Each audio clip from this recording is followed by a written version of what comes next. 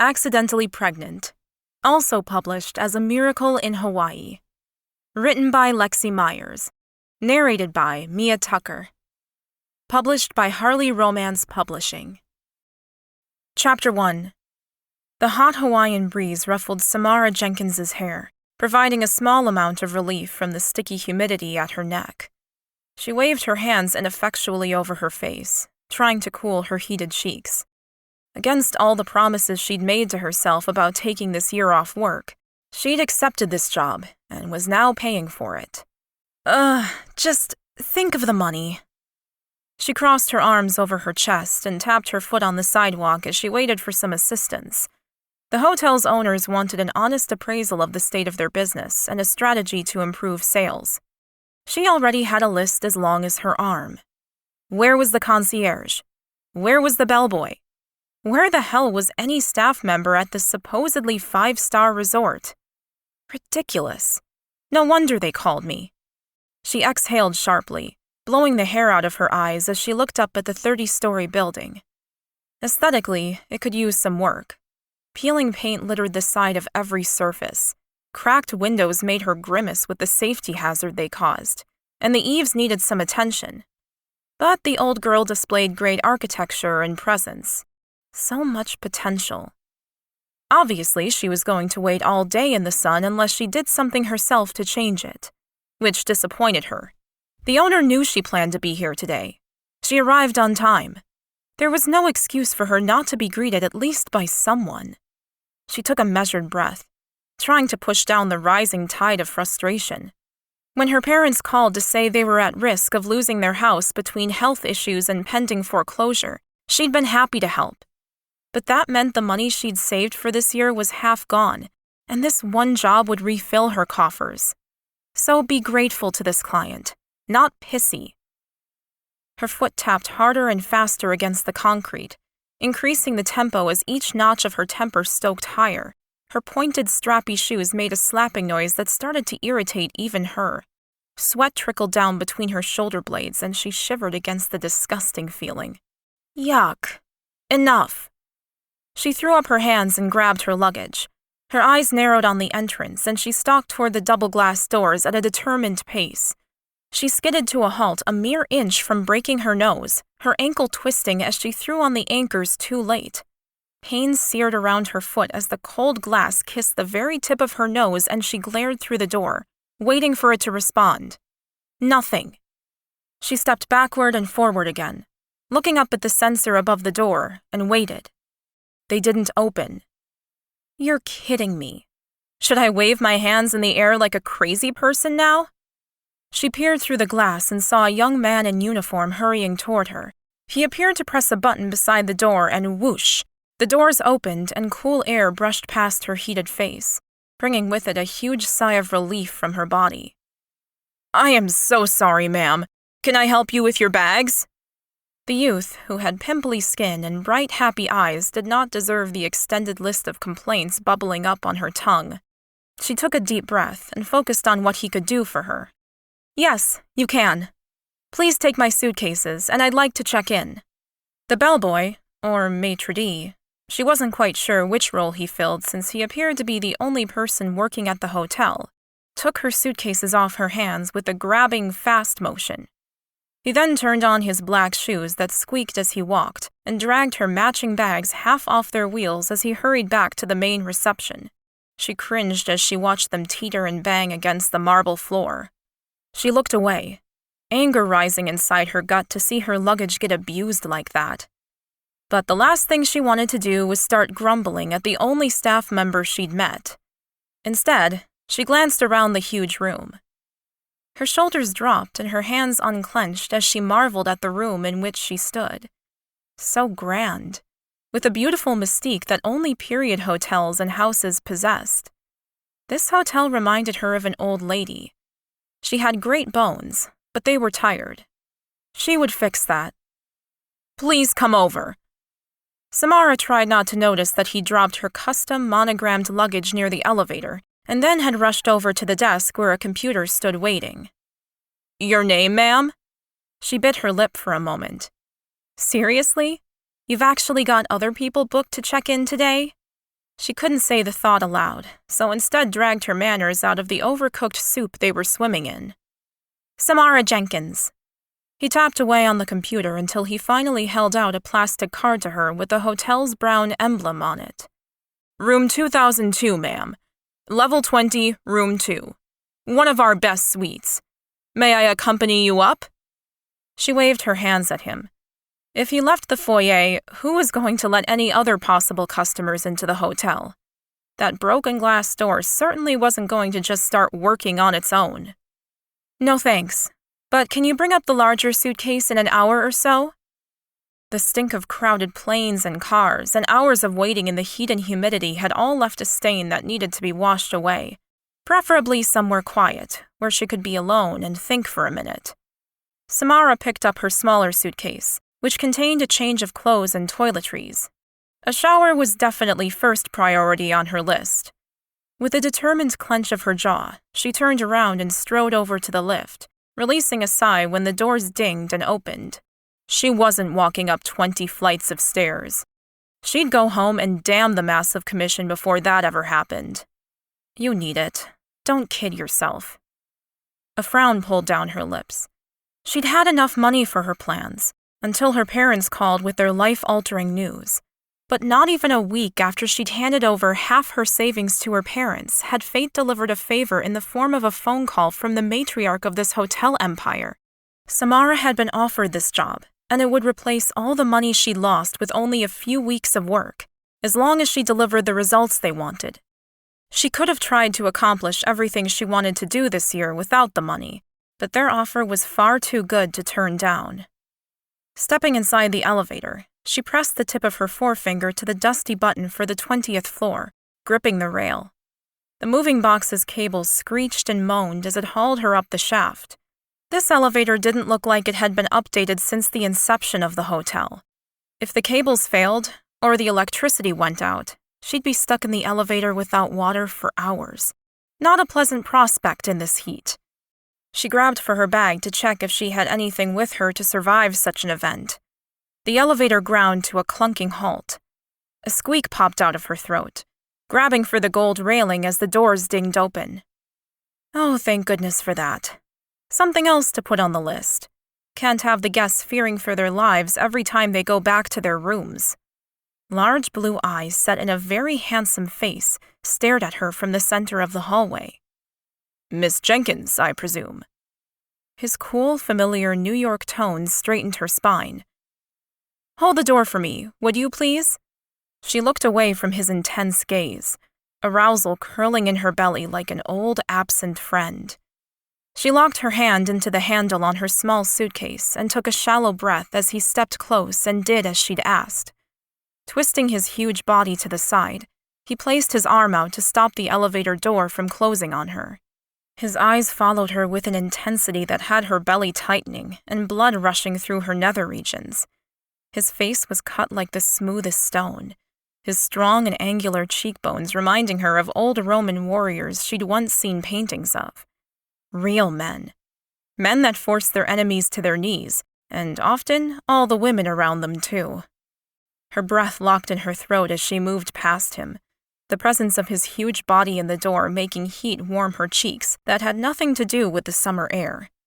She wasn't short by anyone's standard, but at 5'7", she was at least 6 inches shorter than he was. She felt like a dwarf facing a giant. Who was this? He knew her name, but how? It couldn't be the owner who had hired her, although he had the air of someone with money. A lot of money. Excuse me. She stepped onto the landing and moved toward the door that had 2002 on the panel, trying very hard not to turn around and stare at the man behind her. Every cell in her body grew far too aware of him. The hair stood up on her neck.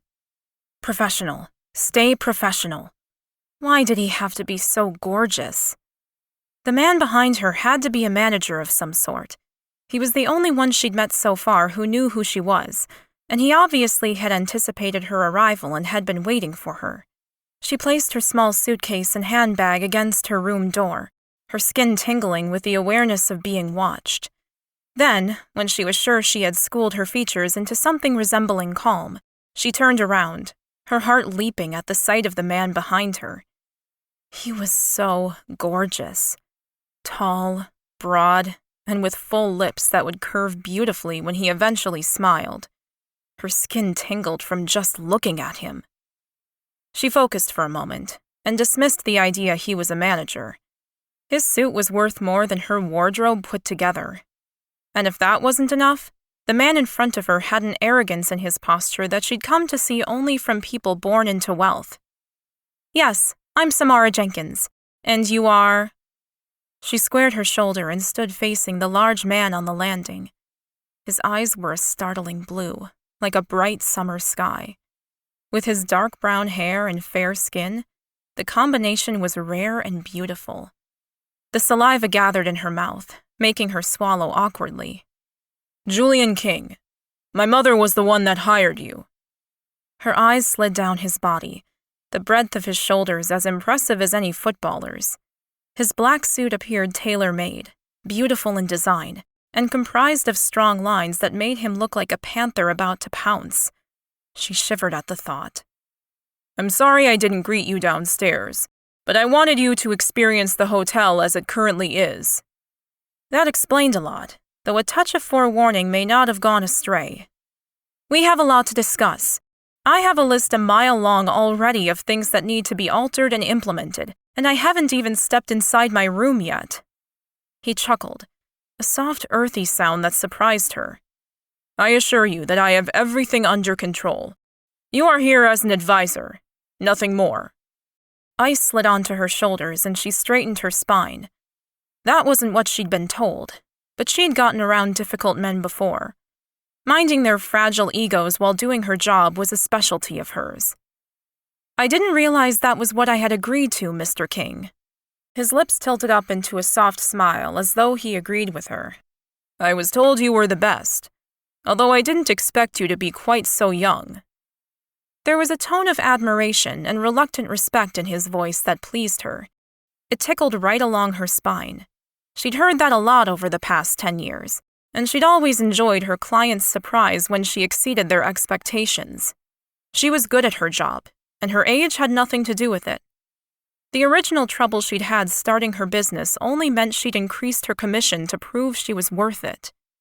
"I didn't expect you at all, Mr. King."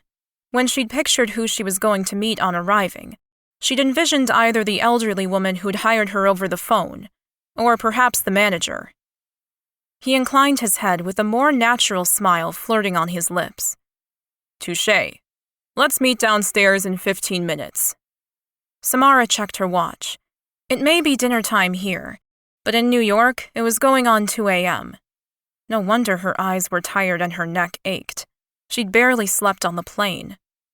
"Make it an hour, if possible. Where shall I meet you?" His flaring nostrils was the only giveaway that she had displeased him, but she stood her ground, calmly waiting for his response while fanning her face with her hand. It was way too hot in this hotel for comfort. "The hotel's restaurant for dinner. It's on the ground floor." Perfect place to start. She could definitely eat something, although she didn't have much of an appetite after traveling all day. She nodded at him to agree, although her head swam from fatigue and something else she couldn't quite put her finger on. "See you in 1 hour, Miss Jenkins." He turned and strode toward the lift. Samara couldn't stop her eyes from dropping down to drift over his body as he moved away. Her hungry gaze devoured his ankles as he put both hands in his pants pockets, pulling the jacket up and stretching it tight across his rounded butt. She bit her lip as she looked her fill, desire fluttering low in her belly. He had the perfect ass, long legs, a tapered waist, and huge, broad shoulders. The combination was heady indeed. He was definitely one of the most imposing men she'd ever seen in real life. A tailored suit made most men look good, but this one actually seemed to hamper his beauty. She could sense the power leashed beneath that black cloth, and she could only imagine how amazing he'd look without the modern armor. The old elevator dinged and groaned as it opened, and Samara sighed as she pushed her way into her room, letting perhaps the most breathtaking man she'd ever seen slip from her mind. His hotel rooms needed to be at the forefront of her racing brain, and that was how it would stay. Unlike everything else she'd seen so far in the hotel, the card the clerk had given her was at least new. She had to concentrate with the man behind her causing an unusual breathlessness in her chest, but she managed to slide the plastic into the lock shaft. She waited. She glanced up at the door. Nothing. Her eyes flicked up to the number on the door. Yes, it was the right room. So she jiggled it until the red light eventually turned green. How can they charge people $300 a night if the keys don't even work? She pushed open the door with one hand and dragged her suitcase in with the other. The bellboy had been right. Her suite was massive and would have been very grand once upon a time, but the room hadn't been aired out in weeks. A musky, damp smell curled up her nostrils that would put off anyone who liked clean air. Gross.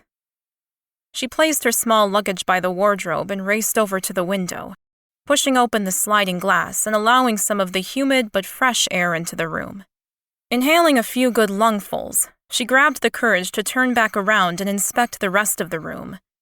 The king-sized bed was in the right place. Small, cheap-looking nightstands framed the bed, disappointing her. The bed covers didn't suit the color of the walls, but overall it wasn't too bad decor. For a 3-star hotel. She snorted and marched over to the bathroom. This would be the test. Pulling open the door, she gagged for breath as the stale smell of urine, bleach, and hot pungent air took flight inside her throat. Holy mother of! She rushed back to the window, opening every glass pane that would open. She took several slow breaths, her mind whirling with the work before her. Grassroots job this was. Cleaning staff, decoration, the whole lot. And then she'd see if the gorgeous Mr. King had what it took to get his hotel back up to the standard that it deserved. Chapter 2. She was so much more beautiful than he'd expected. It was true. Those that had raved of her characteristics often threw words around like gorgeous, stunning, and lovely into their appraisals, but he'd taken it with the mountain of salt he'd thought it deserved. He'd been wrong. And he wasn't often wrong. Surprising for sure that the woman his parents had lumbered him with for a fortnight was so lovely to look at.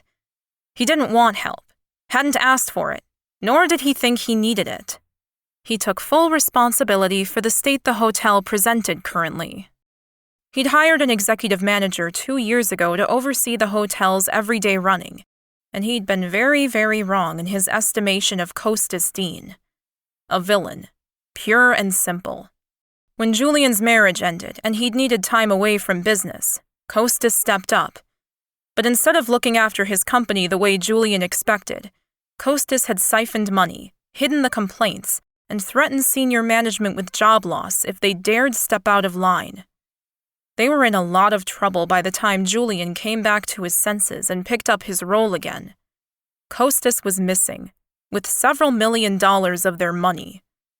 But he'd be found. Eventually.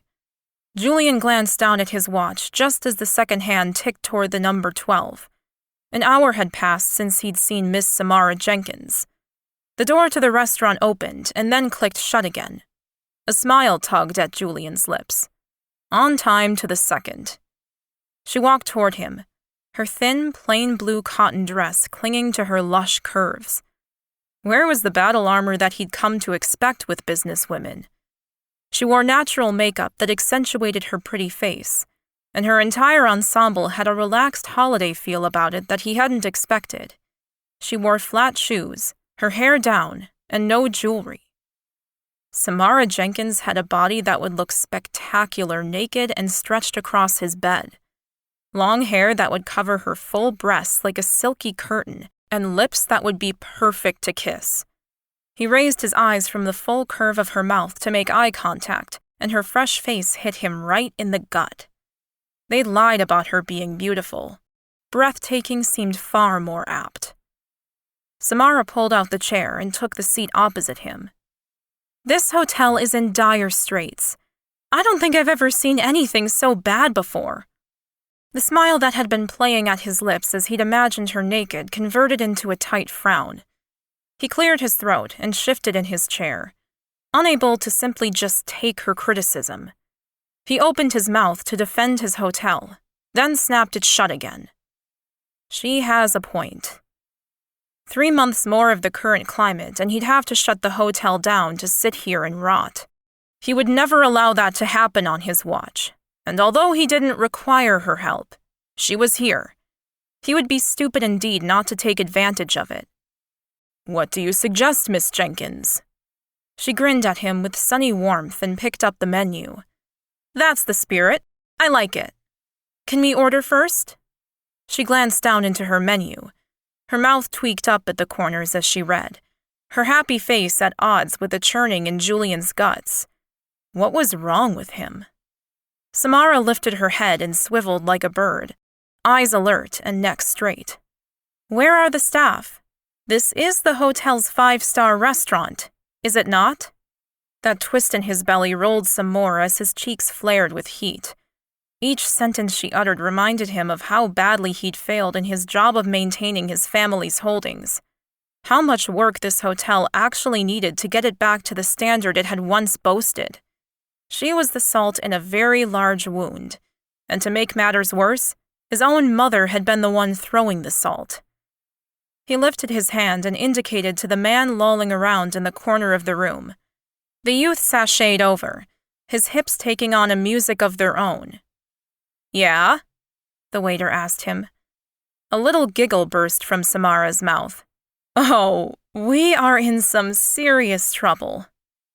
"I'll have the steak," Julian ground out, glaring at the youth until he looked at the carpet. Samara's relaxed attitude grated on his nerves. This was serious. They were losing tens of thousands by the day, and she was giggling her way through dinner. Why the hell had his mother hired this woman? Because she's the best. They all said it. Just wait. You can't afford for any of this to go wrong. "And you, ma'am?" the waiter asked, inclining his head towards Samara. Finally, some manners. "I'll have the garlic shrimps for entree, the filet steak for main, and the chocolate soufflé for dessert." The waiter's eyes bulged a little at her order, but he pulled out his pen and pad from his pocket and wrote it all down, Julian hoped, correctly.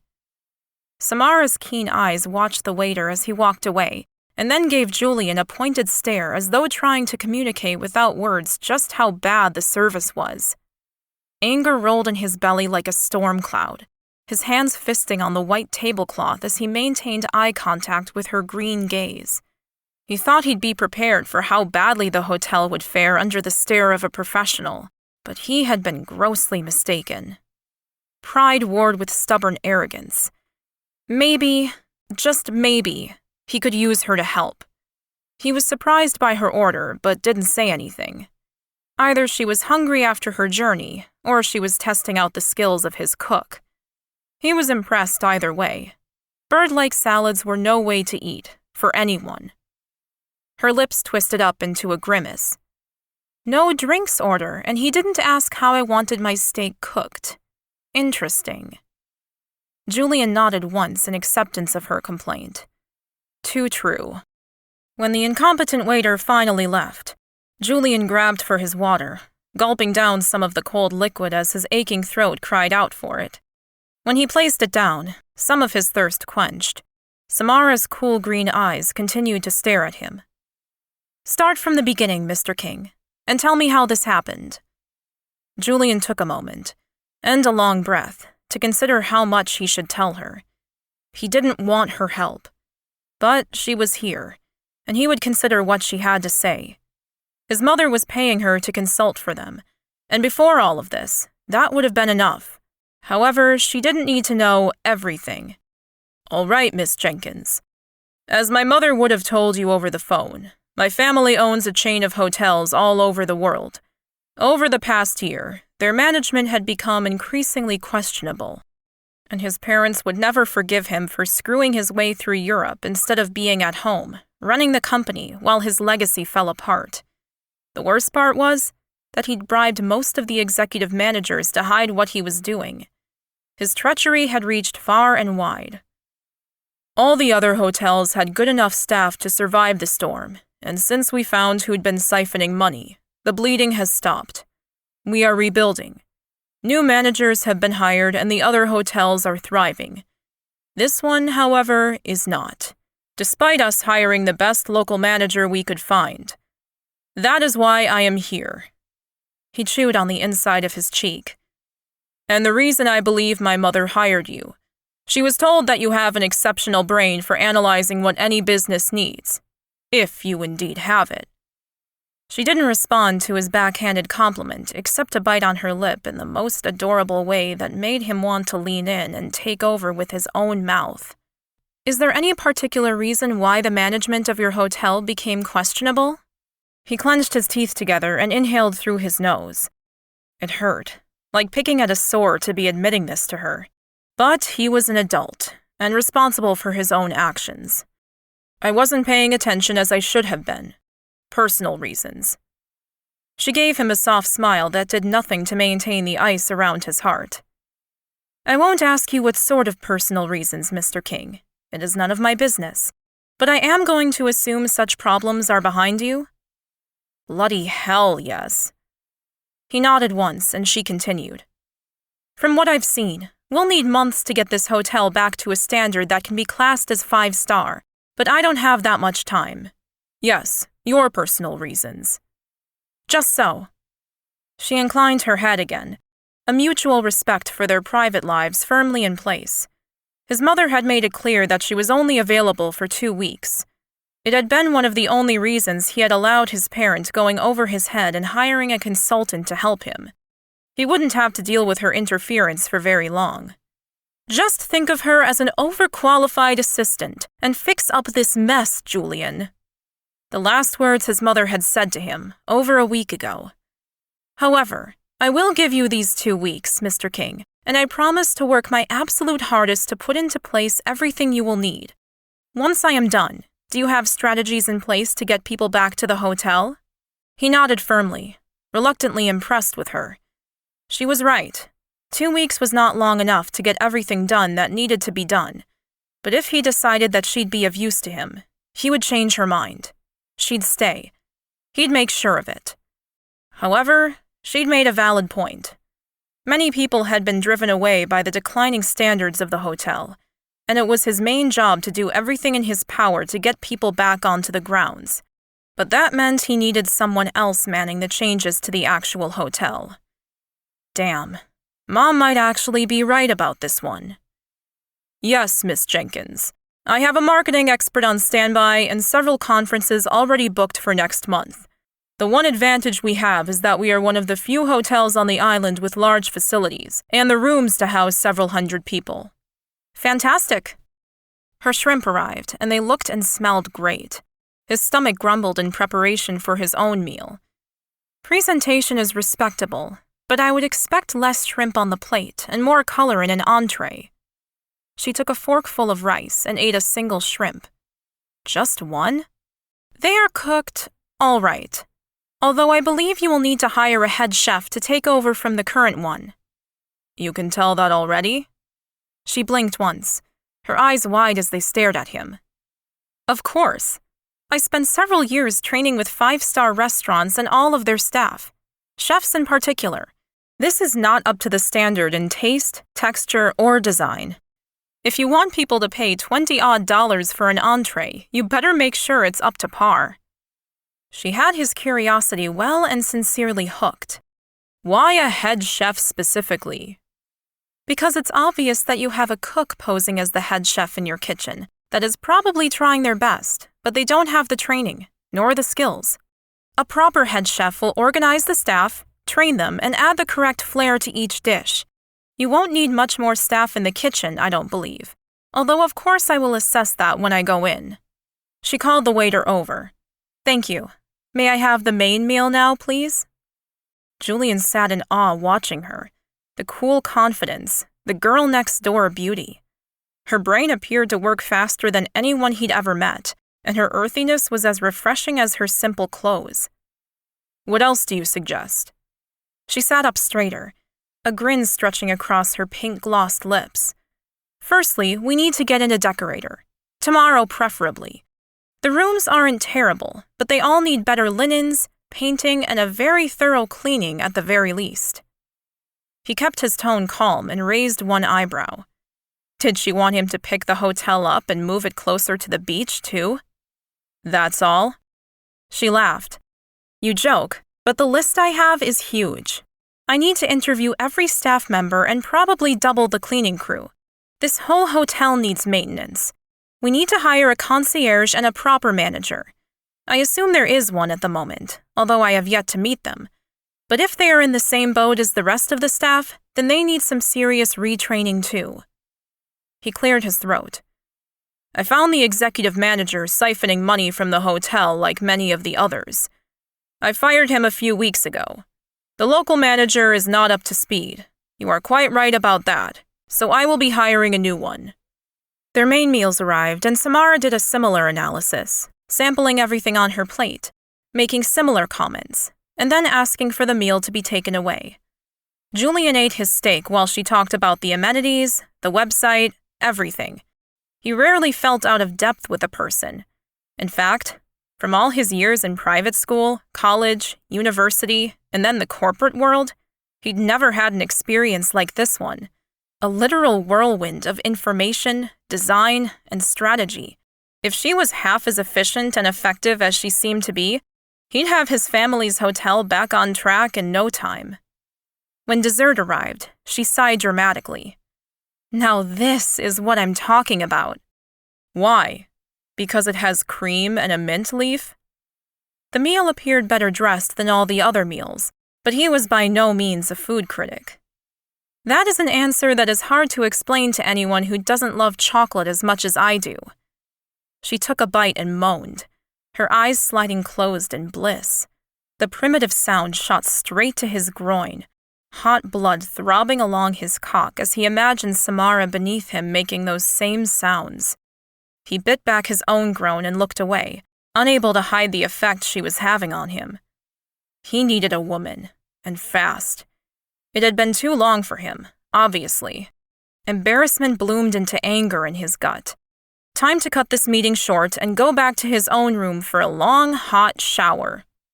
I want a report on my desk by tomorrow morning. Good night, Miss Jenkins. He stood up, and Samara gaped up at him. A twang of guilt hit him in the chest, but he pushed it away just as fast. Did I say something wrong? He tugged at his cufflinks and straightened his jacket, a cool breeze filling his throat and not allowing any warmth into his tone. No, of course not. But there's lots to do and not much time to do it in. She put her spoon down, her eyes showing confusion in their green depths. All right, I'll put everything down for you. His shoulders tightened with unease as he fought the need to apologize, sit down, and drown in her eyes once again. But that's not what he was here to do. Sleep well, Miss Jenkins. Good night, Mr. King. Chapter 3. According to Julian's mother, Samara only gave them 2 weeks. A ridiculous timeline, but she had been uncompromising. A trait he himself admired. However, the clock was ticking, and the stress was mounting to get the hotel back on its feet. His office door opened and shut. Samara's soft footfalls sounded in the small room. Your report? He asked her, as he continued to stare at the computer screen. He'd slept terribly, and currently it felt like tiny elves had taken their picks to his eyeballs. Visions of Samara's abundant curves tortured him all night, and as he lifted his head to face her, the flesh and blood version of his dreams assailed him. She wore a knee-length cotton skirt that swished around her shapely calves and a white top that exposed the creamy slopes of her full breasts, haunting him once again. Didn't the woman own a poncho she could throw on? Here it is. She slid the papers along the desk toward him. There was more than he'd expected, considering he'd only given her a night and she would be jet-lagged. Graphs, estimates, color schemes, details upon details. Thank you. You can go now. Go where? Anywhere you like. I need a minute to go over your suggestions. He picked up the report, focusing on the words as he waited for her and her floral perfume cloud to leave. He reached the end of the 3rd page, and she was still casting a shadow over him. Did you need something else, Ms. Jenkins? She didn't respond and he sighed, reluctantly glancing up at her again. She had her arms crossed over her chest, which caused her small cleavage to deepen above her white top. Arousal flourished in his belly, hot and sharp. He pushed himself back in his chair and suppressed the deep groan that rose in his throat. Her appeal was so different to anything else he'd experienced before. She wore no push-up bras or designer dresses. Comfortable and casual, the opposite of sexy. Yet the image of pulling her across the desk and undressing her with his teeth danced across his mind. Your family hired me to do what I can to fix the hotel. Why am I being pushed out of the loop? Can I start training staff, hiring professional decorators, and generally kicking ass? He admired her spunk, but after everything he'd been through with his manager recently, he needed to get one thing clear first. There was a hierarchy in every business, and he sat at the top of this pyramid, paying her salary. His parents had handed over the reins to the company 2 years ago, and although they'd lost faith in his ability to run things, he wouldn't have any of his contractors feeling the same way. Number 1, I look forward to seeing you get started. However, I need to have a look at your proposals first. And number 2, I didn't hire you. My parents did, without my permission. Her eyebrows rose comically high on her pretty face. Your permission? Aren't they the parents and you the child? Why would they need your say to make decisions about their hotel? With deliberate slowness, he stood, leaning on the desk with both palms flat to the mahogany. His heart pumped louder in his ears, his arms trembling where he pressed them hard into the wood. He clung to his control because he knew Samara had no idea of the turmoil he was in, how his pride had been pricked when his mother hired Samara to help him, rather than allowing him to prove his worth on his own. But that didn't mean she could question him in such a way. I am the sole director of my family's hotels, my parents mere stockholders. You appear to be an excellent choice for consultant. However, I'll be calling the shots. That seems like a waste of my talents, and considering the deadlines we're under, a huge waste of time. Although he agreed with her in principle, he wasn't being hurried into any decisions by her. Pardon me? If I have to go through you every time I need to make a decision, we will never get this hotel back to the state it deserves. You will defer to me in all decisions. You have no power here, Samara. Then what do you suggest, Julian? His fingers curled into tight fists on the desk, blood pounding through his veins. He liked the way his name sounded on her lips. Give me an hour to look over what you've put together, and then we'll meet, and I'll tell you what is to be done. My parents are paying you a very large fee to be here and assist me, and I suggest you remember that. He didn't like the fact that she was here, but overnight he decided that he would use her as he did all contractors, all employees, to assist him to do his job.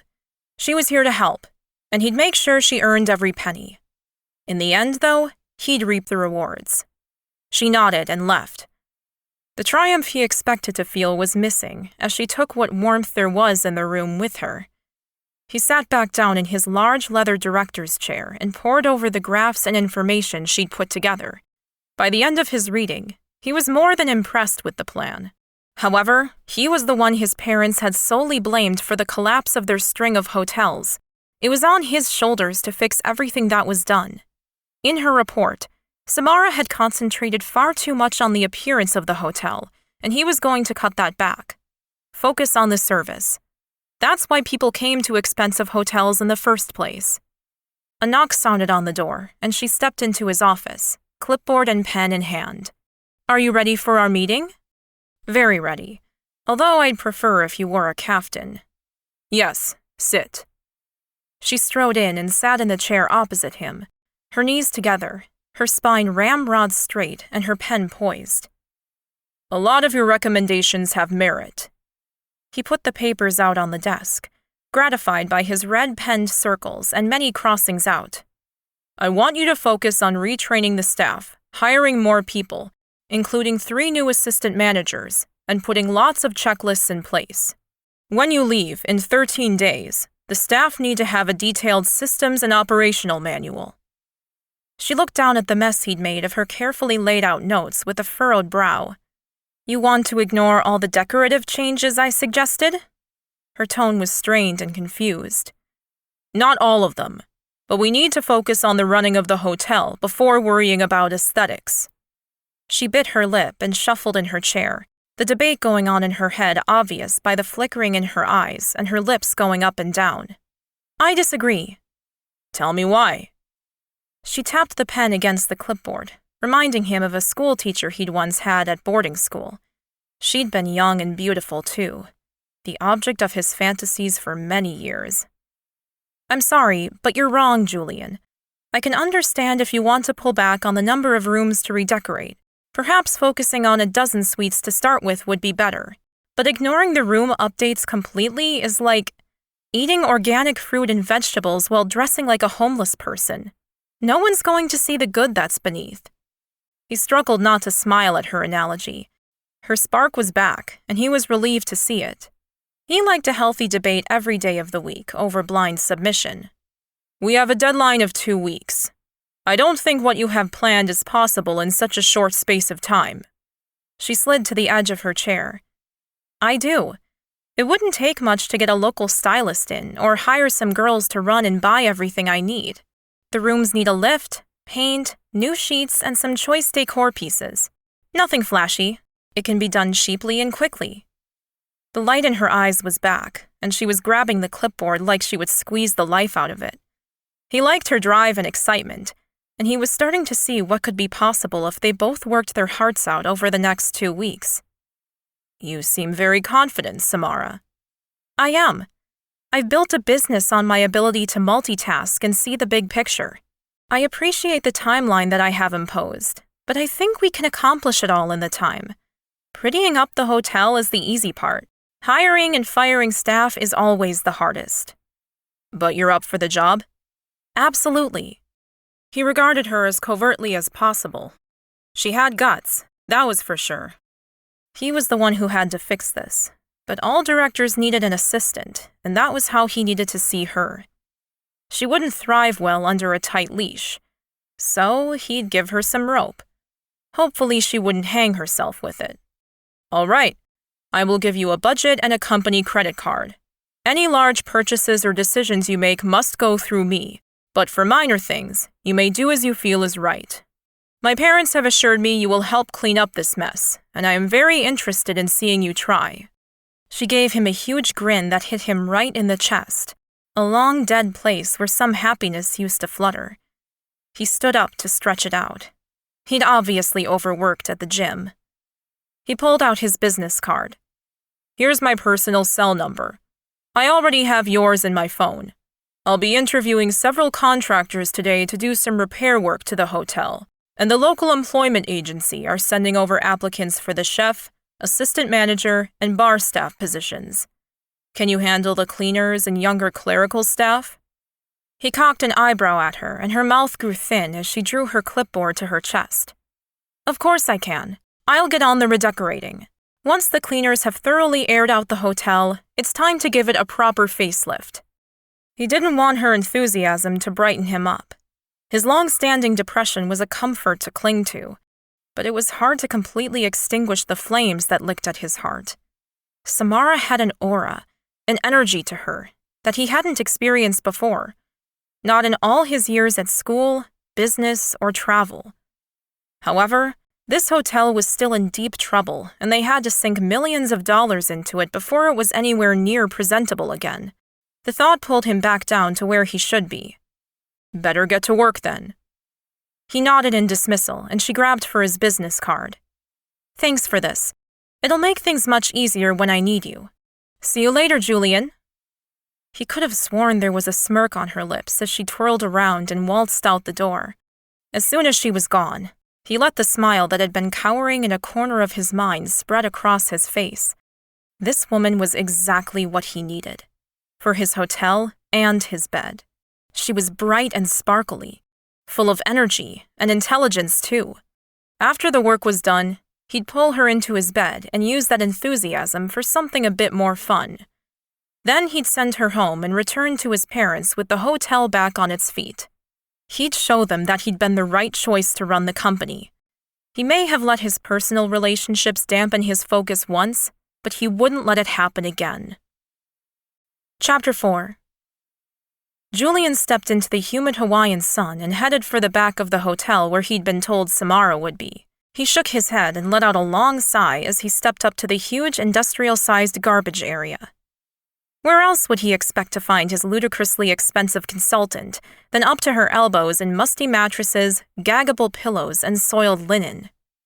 The cloud of stench wafted toward him even stronger than the heat that beat down on his head.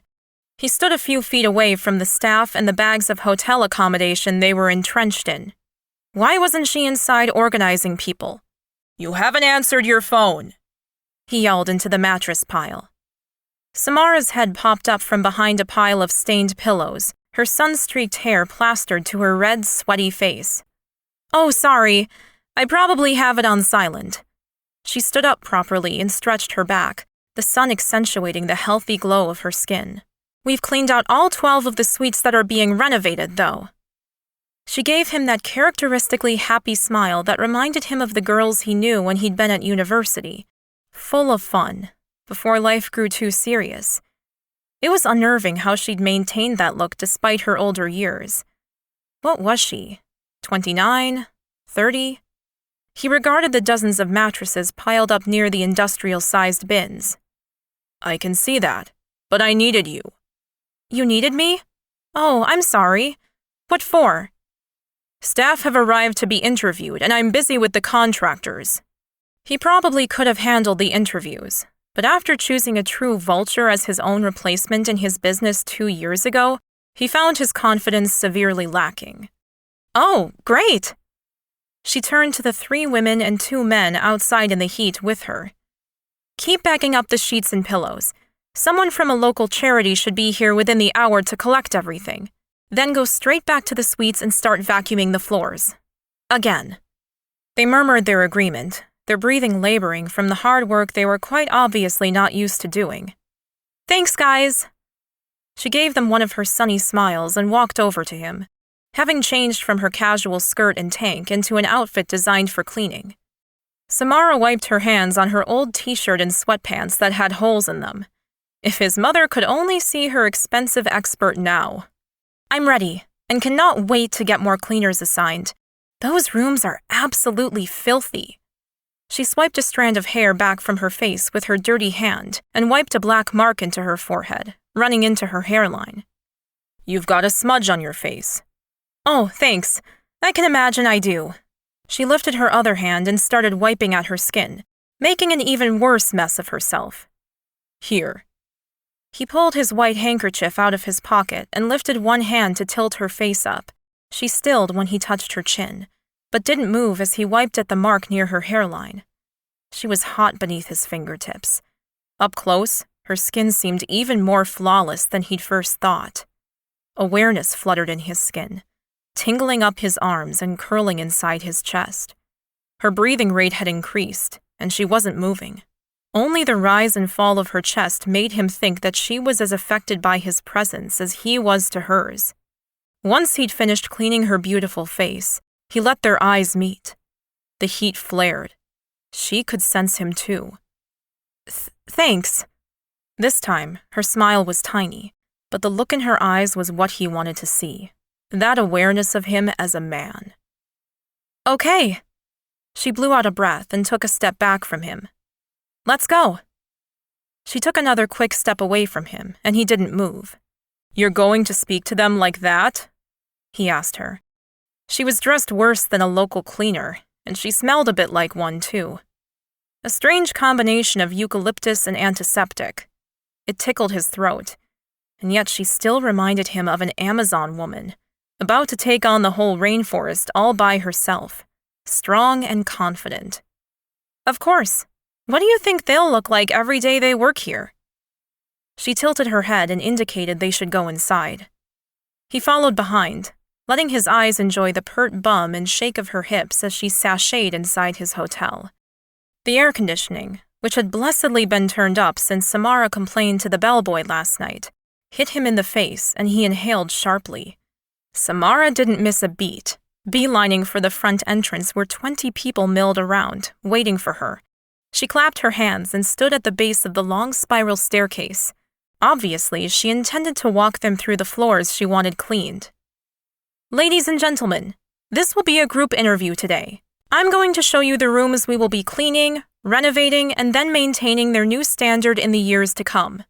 I will also have 5 places for clerks and bellboys, so if anyone wants to apply for those positions, please hang around afterwards to speak to me about what that will entail.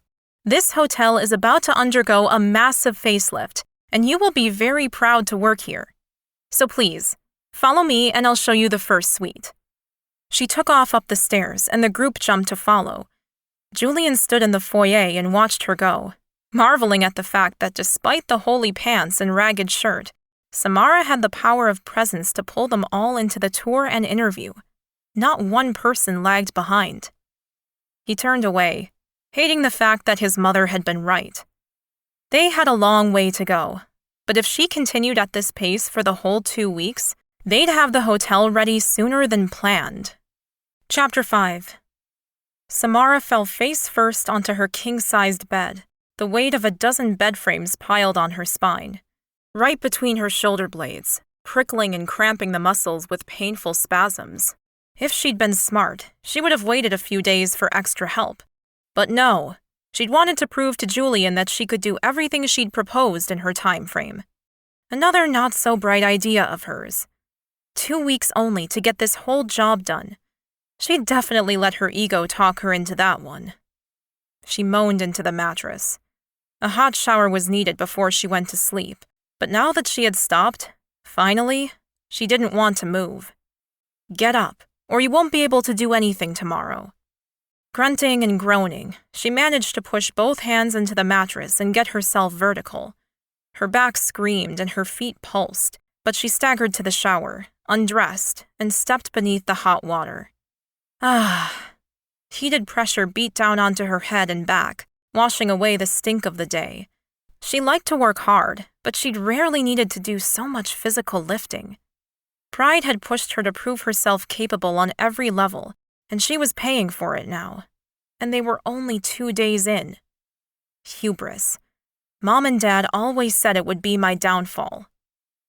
She took her own soap from her bag and washed away the black smudges from her skin.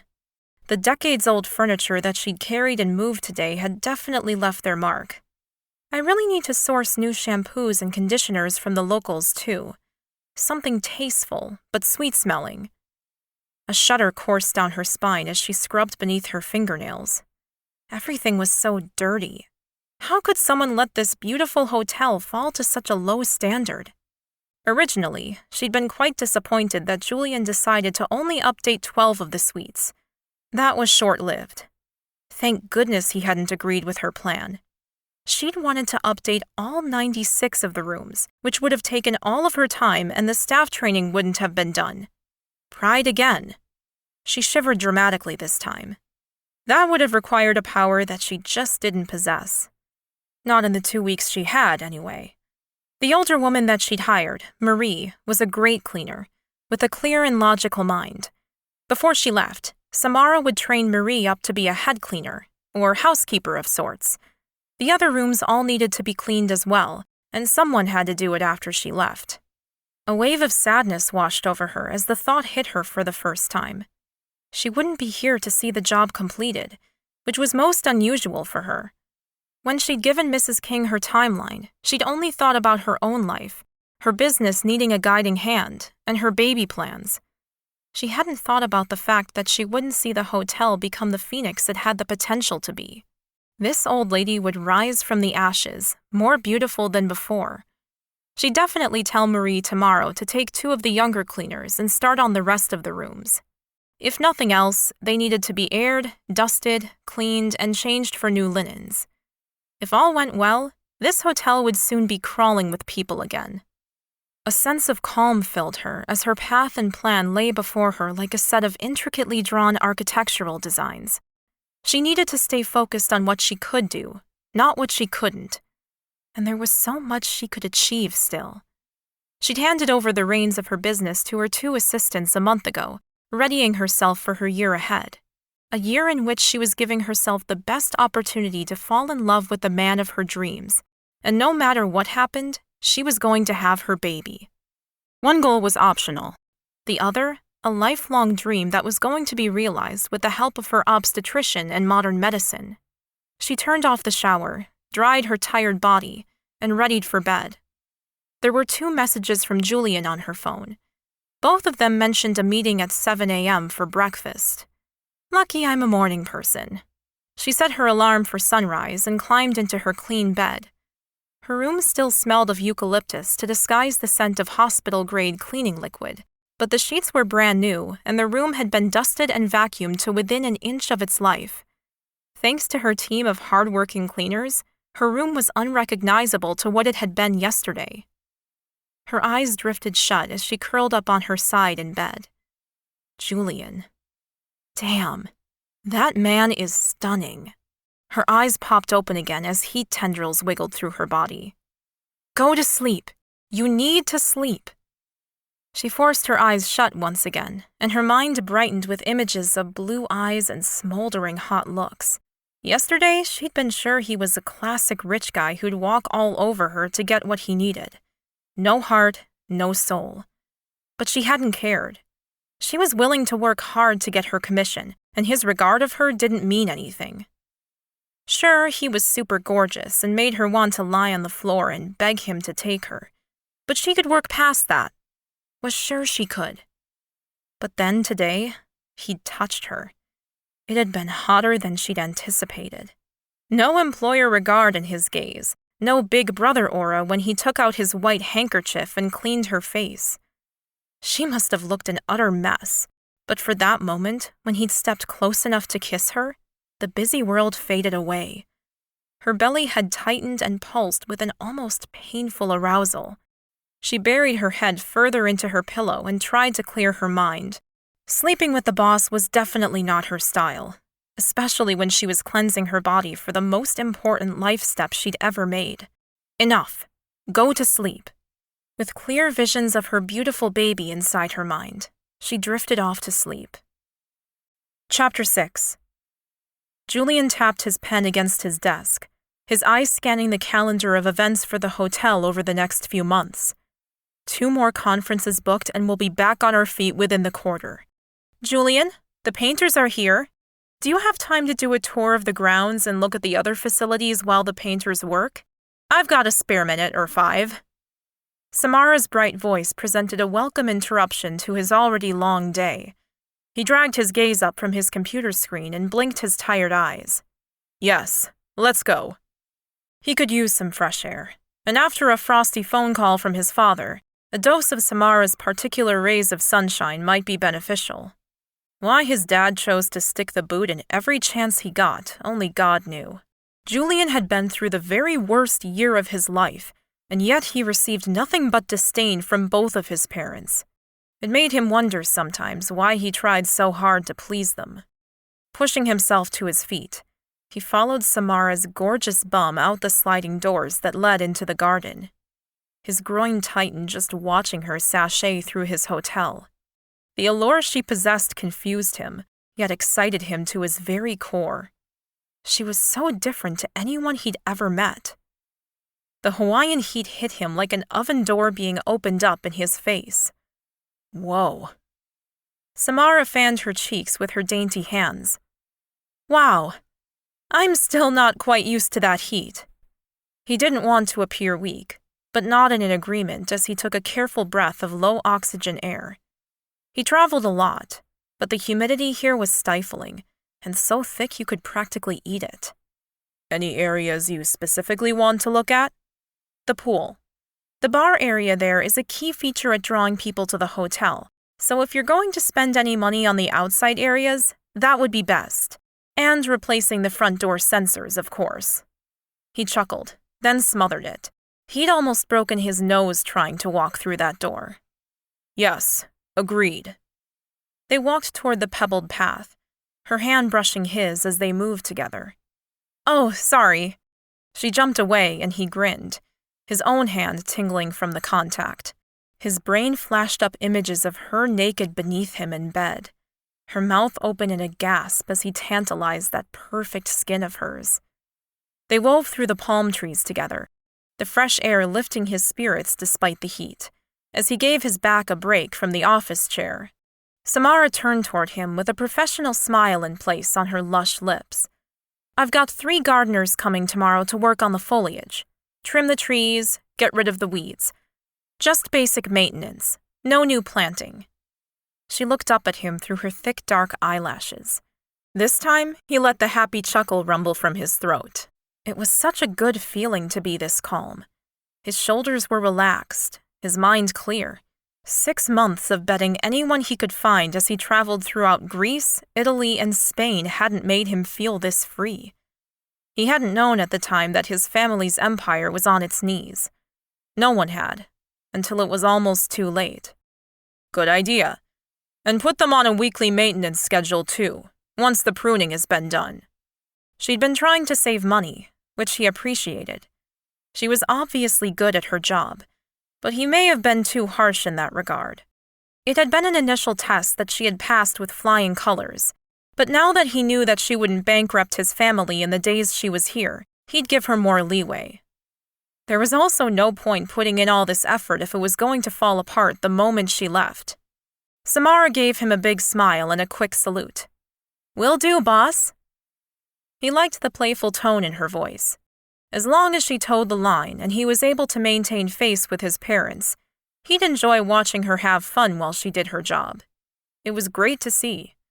Someone who loved their work as much as he did. They'd reached the tired old outside pool, and he stopped to survey the damage. The water was at least clear, but the surrounds needed a lot of maintenance. A twist in his gut made him swallow hard. Another reminder of how bad things had become when he looked the wrong way. He still couldn't believe it happened. That the one person he'd trusted to oversee his business had snaked into their accounts, diverted funds, and left the hotels high and dry for almost a year. One of the few guests that were booked into the hotel caught his eye, and he grimaced as his chest squeezed tight and hot anger poured through him like lava down the local volcanoes. The last thing he wanted to see was some loved-up, deluded couple on their honeymoon. He remembered it too well. His own quick marriage. His hot, sexy honeymoon that had come to an end too quickly. The happiness he'd felt then now sat in his memory like a lump of coal at Christmas time. She'd turned on him so fast when she realized she wouldn't get what she wanted. Her plan had always been to get pregnant, take half his money, then walk away. He shuddered at the memory of her parting words to him. "Putting up with you isn't worth it unless I get a hotel at the end." Their subsequent divorce was swift and relatively pain-free for him, but the scars still ran too deep to deal with the disgusting public display of affection. There was a young couple ahead of them, and Samara stopped to rest under the shade of a palm tree, watching them as they canoodled by the pool. Warmth filtered through her heart, making a happy sigh escape her lips. That would be her soon, hopefully. And even if it wasn't in her immediate future, she'd soon have her own baby to love and adore. Happiness came in all forms. Her boss turned to snap at her, as he often did. "Let's move on."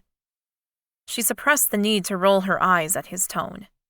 She had to assume his bark was worse than his bite, because despite his earlier threats, he'd been quite easy to work with so far.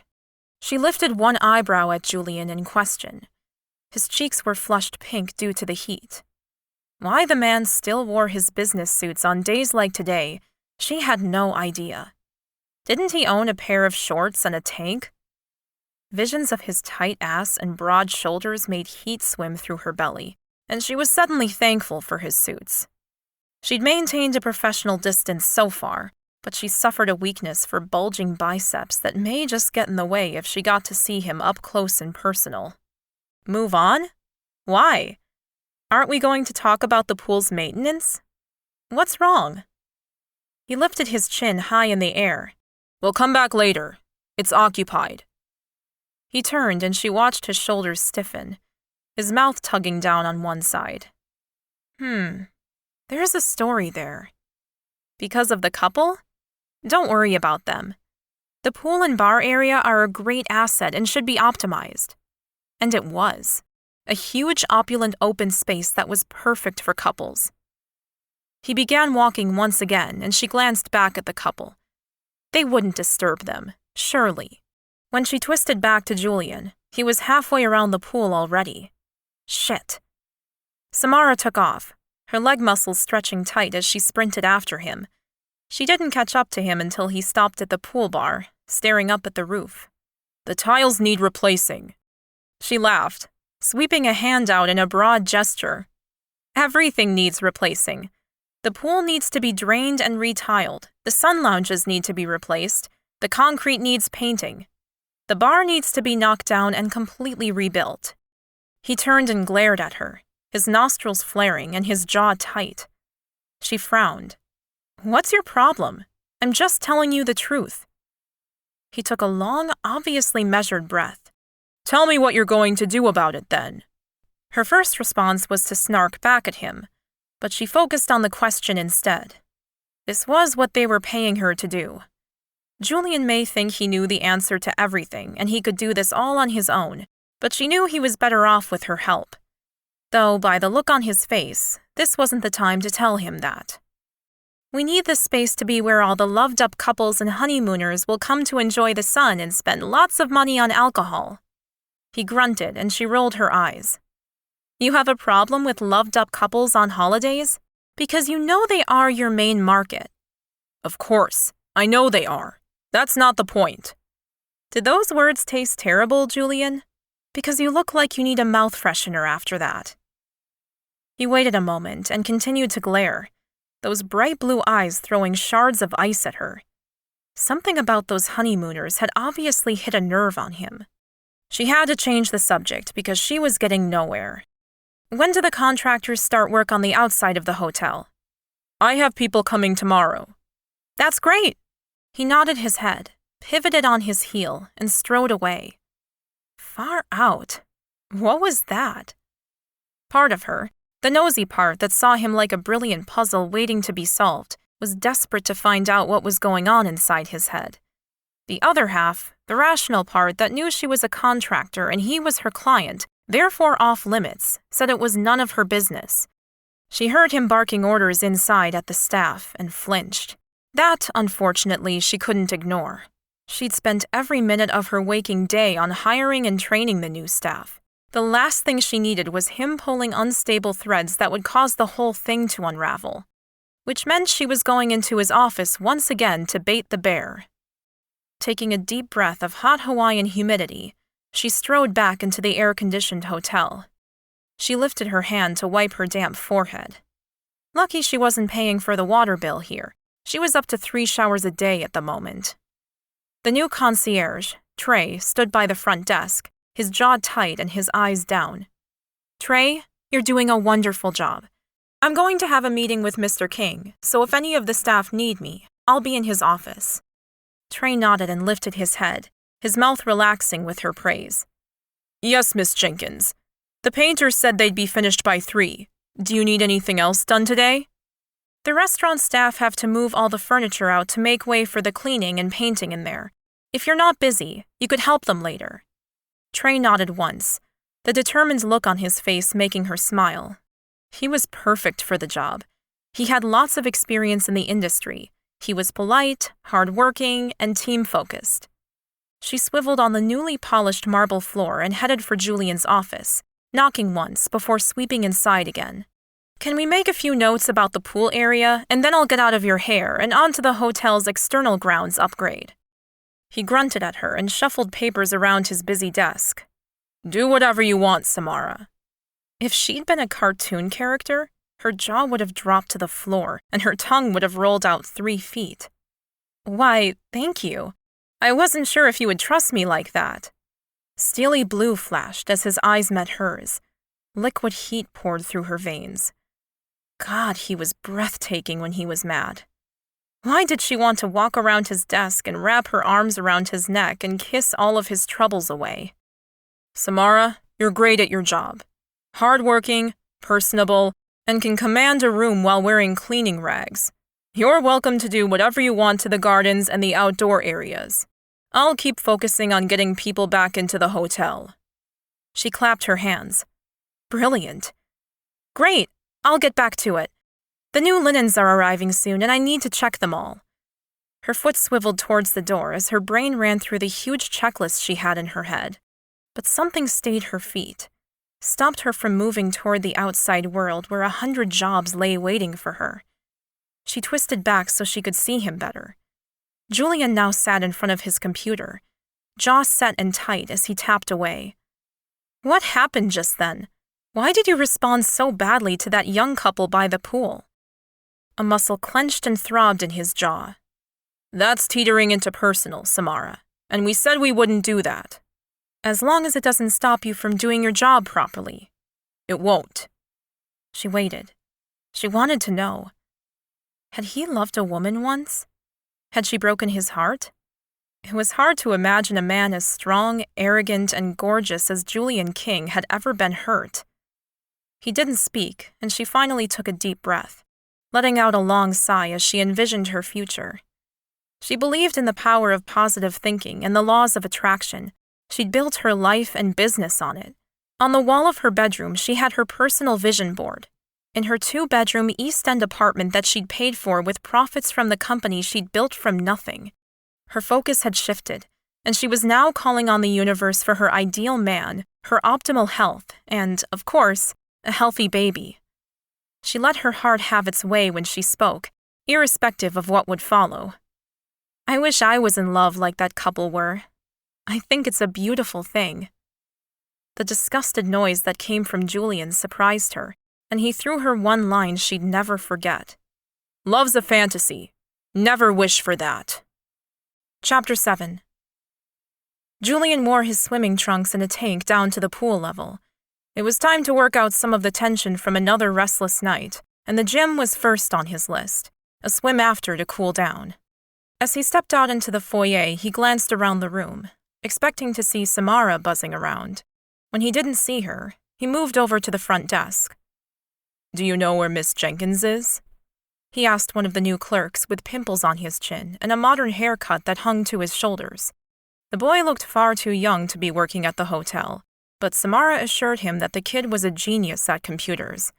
Not only was he updating the software, he was redesigning the website too. Yes, sir. She's in the gym. Perfect. He nodded and walked toward the gym and internal pool, another area that needed addressing. He opened the door and froze with his hands still plastered to the glass. The room was unrecognizable from when he'd used it only yesterday.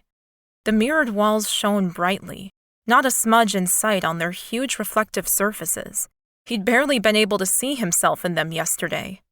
The weights were stacked, the equipment cleverly arranged for ease of use.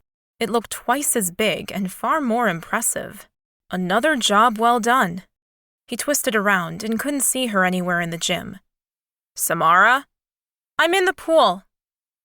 Images of white bikinis and her gorgeous round bum flashed through his mind, and he shook his head, dispelling the pictures. It had been a month since his last woman, which was obviously far too long. His need for Samara was growing with each day he worked alongside her. He cleared his throat and moved into the heated pool area. It was like stepping into a warm, dark cave. The lights were dim, the walls a natural dark stone.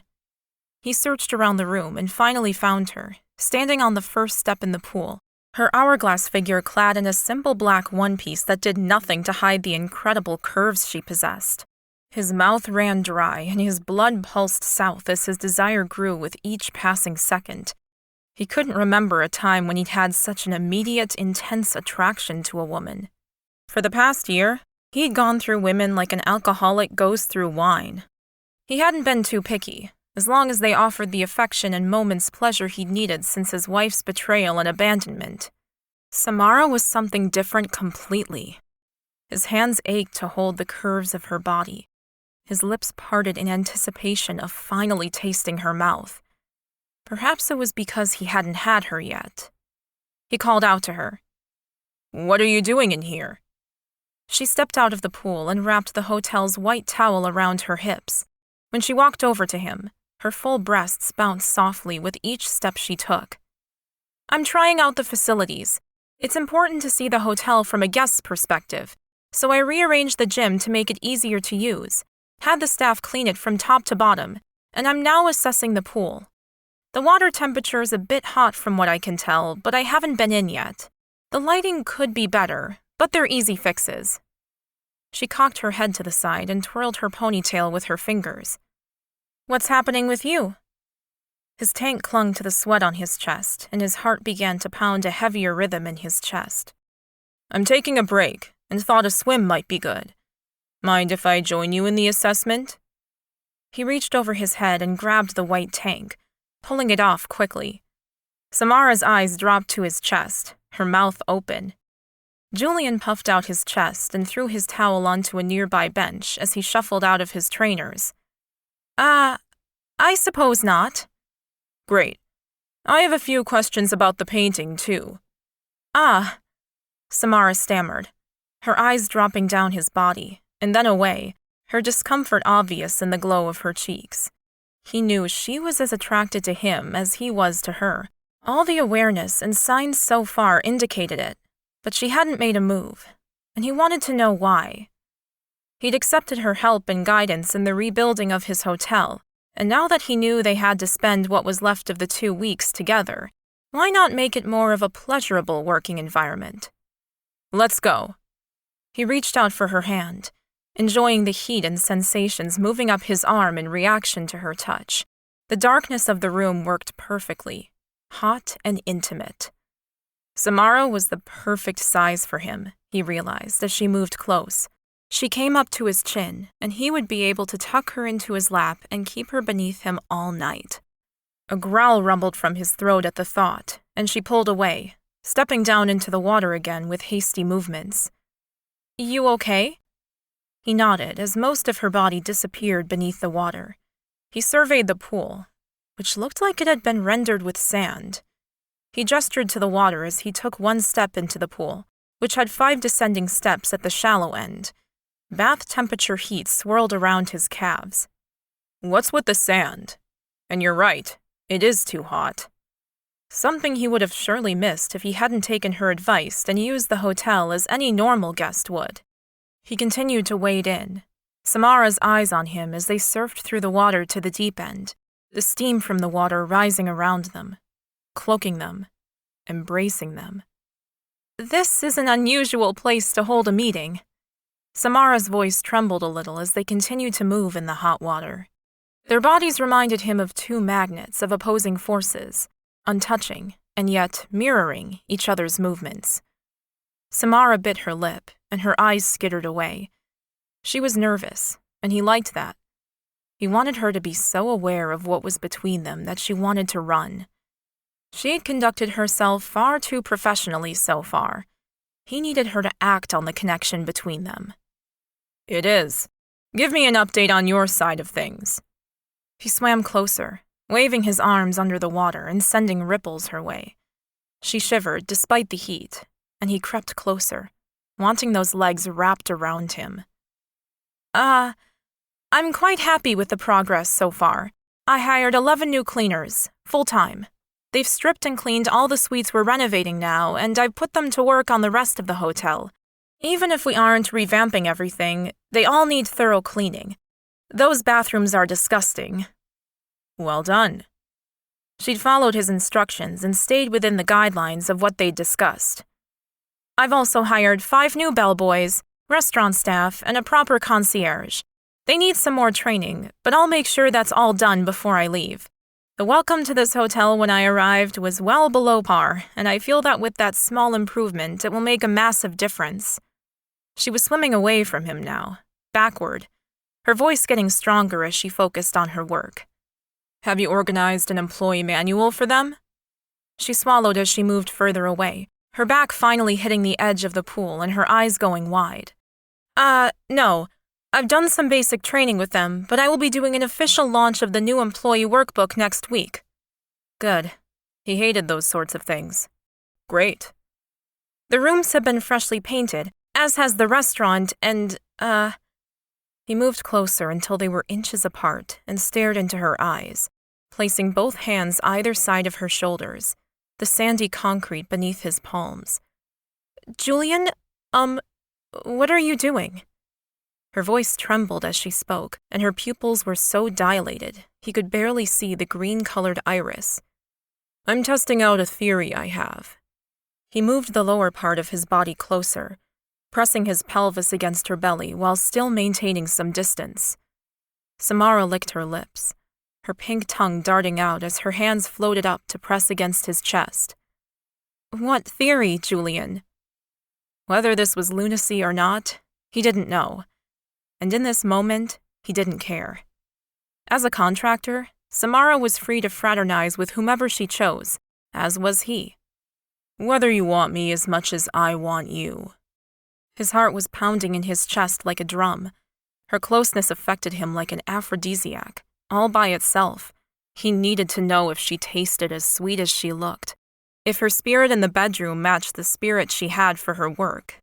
When the hands she had against his chest didn't move to push him away, instead, they tightened in his chest hair, curling and holding tight. He lowered his mouth, pausing as their lips were a hair apart. Her breath blew hot and fast against his mouth. "That's a very interesting theory."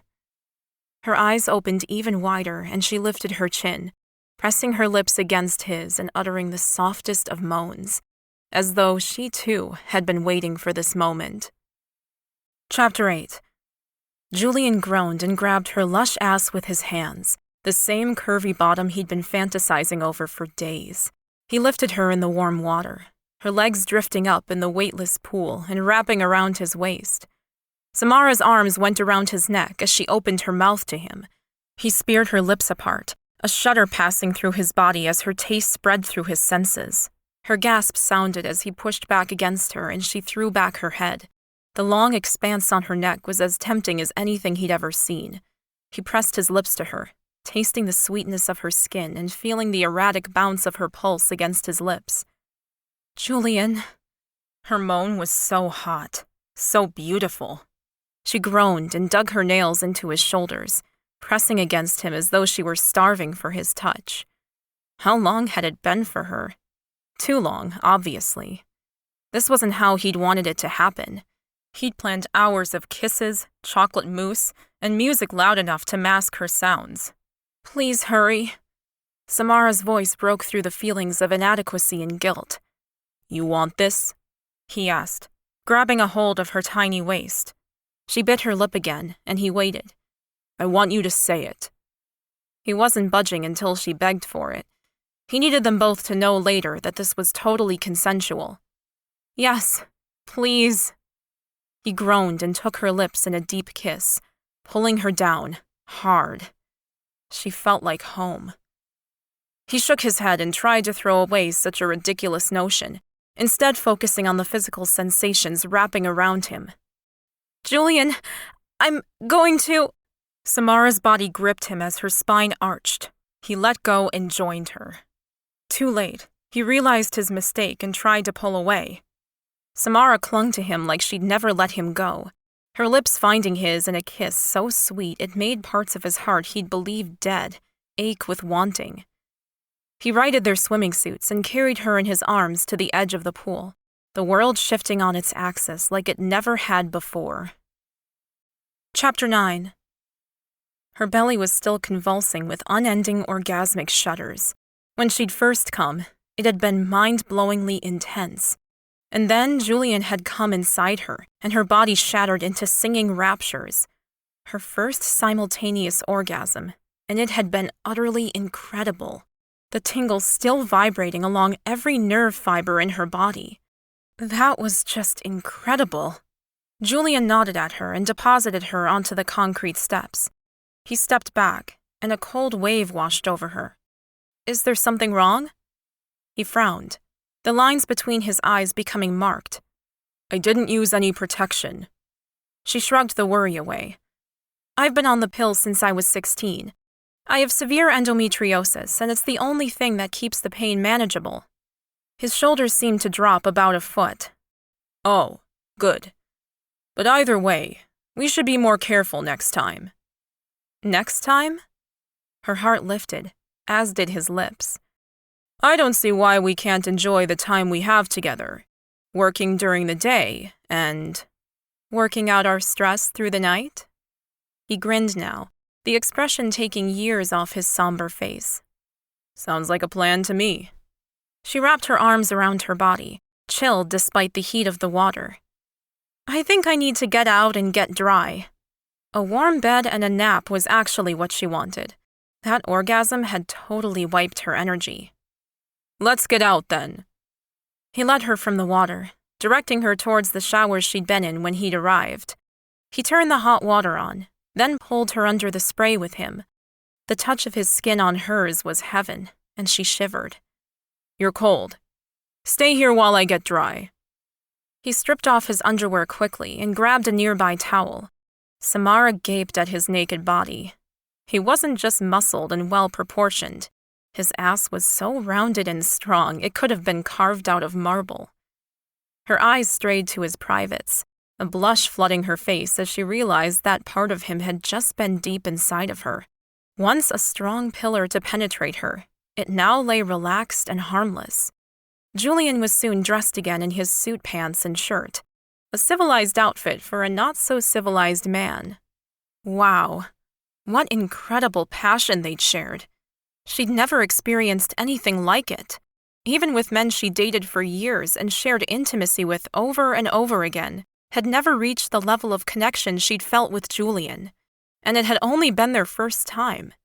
She couldn't imagine how she'd feel in another week or two. Here you go. Julian brought over a fluffy, dry towel for her, and she struggled to pull herself back into work mode. I don't want to go back to work now. You've made me all blissy and sleepy. She smiled up at him as she dried her body and pulled her dress back on over her swimsuit. She'd have to go get changed. Julian glanced at his watch. Well, it is 5 o'clock.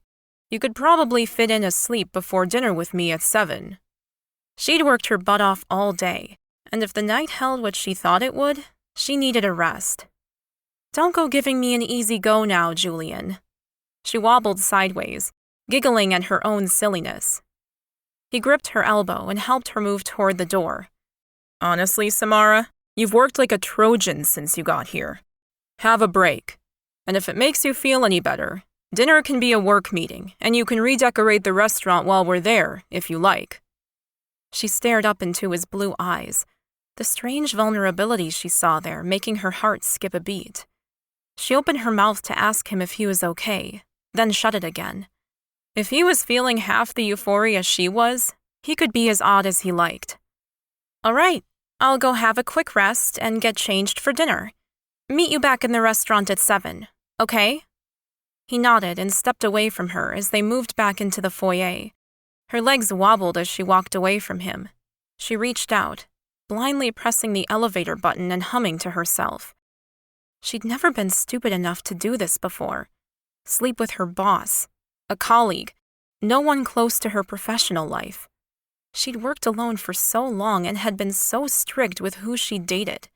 Never before had she stepped over such a big line. The elevator dinged open, and she noted with relief that the carriage arrived with no grinding or squeaking. The mechanic they'd brought out yesterday did a great job servicing the old girl. Her wobbly legs managed to get her onto the elevator, and she twisted around, clinging to the gold handrail for help. Her eyes clashed with sky blue moments before the doors dinged shut. A smile sung in her heart. A giggle of laughter caught in her throat. She should feel guilty, stupid, something. But there was nothing she could conjure up that would compete with the feelings of satisfaction humming through her veins. She was a contractor. He was on the board of directors who had hired her to complete a job. Their relationship wouldn't affect how hard she worked. Quite the opposite. Julian was right. There was absolutely no reason they couldn't enjoy each other for the time they had together. Chapter 10. 2 hours later, she was rushing to get dressed after oversleeping. She had passed out the moment her head hit her pillow, and she'd barely surfaced to the alarm she'd luckily remembered to put on. She brushed out her mane of thick hair and tied it up in a quick bun. Lateness was a pet hate of hers. Some perfume and moisturizer barely managed to dry before she threw on the only semi-formal dress she'd brought with her. A red, clingy, knee-length outfit that dipped low in the front to reveal her abundant cleavage. perfect for the start to, hopefully, a great night. 5 minutes later, she was walking back into the same restaurant that sat empty only days before. Tonight, there were 5 new staff members and a maitre d' to take her to her table. She gave Fabrizio a huge smile as she drew closer. He was one of several staff members she'd hired and trained in the past few days. "Good evening, Miss Jenkins.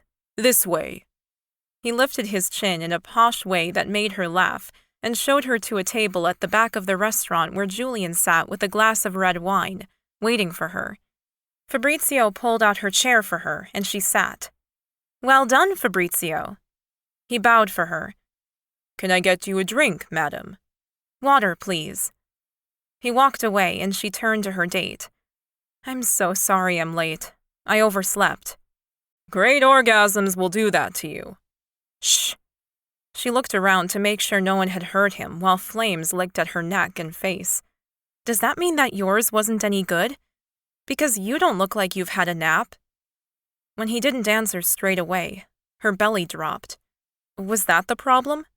The sex that had been so amazing for her had not been so for him? He leaned in closer, placing his glass down onto the table. "If I'd lay down after that, I would have slept for a week. I didn't trust myself." Relief flowed over her like a cooling rain. "Oh, good." She picked up the menus and gave them a good look over. "What do you think of the new design? They're only mock-ups. I wanted your opinion before I went and launched an updated look, but the old one needed a desperate upgrade." She'd had a local designer put together a new logo for the restaurant and menus. "The new head chef is starting tonight, and I've asked him to make us all the specials, if that's all right." She looked up at him, but his eyes were far from interested in what she said. They were downright lustful. "It looks great." She wanted to stamp her foot, but instead playfully glared at him. "You didn't even look at it." He arched an eyebrow at her. "Au contraire.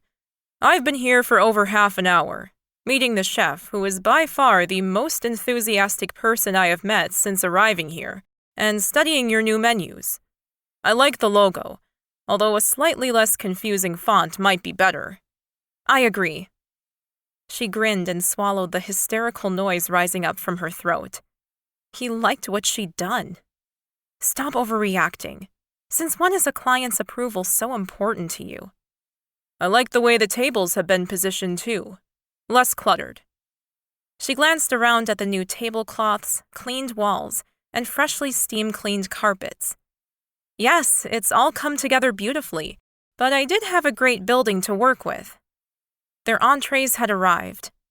"I've given the chef some leeway and have asked him to prepare some meals that he thinks will work.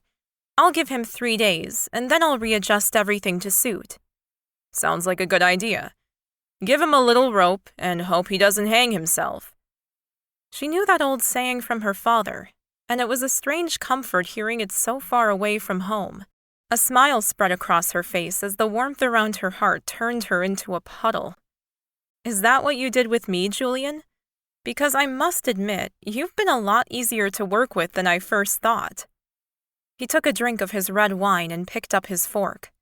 "I wasn't impressed that my parents hired you without consulting me, but you've been a real asset to the company, and it was stupid of me to let my pride get in the way of getting my hotel back on its feet."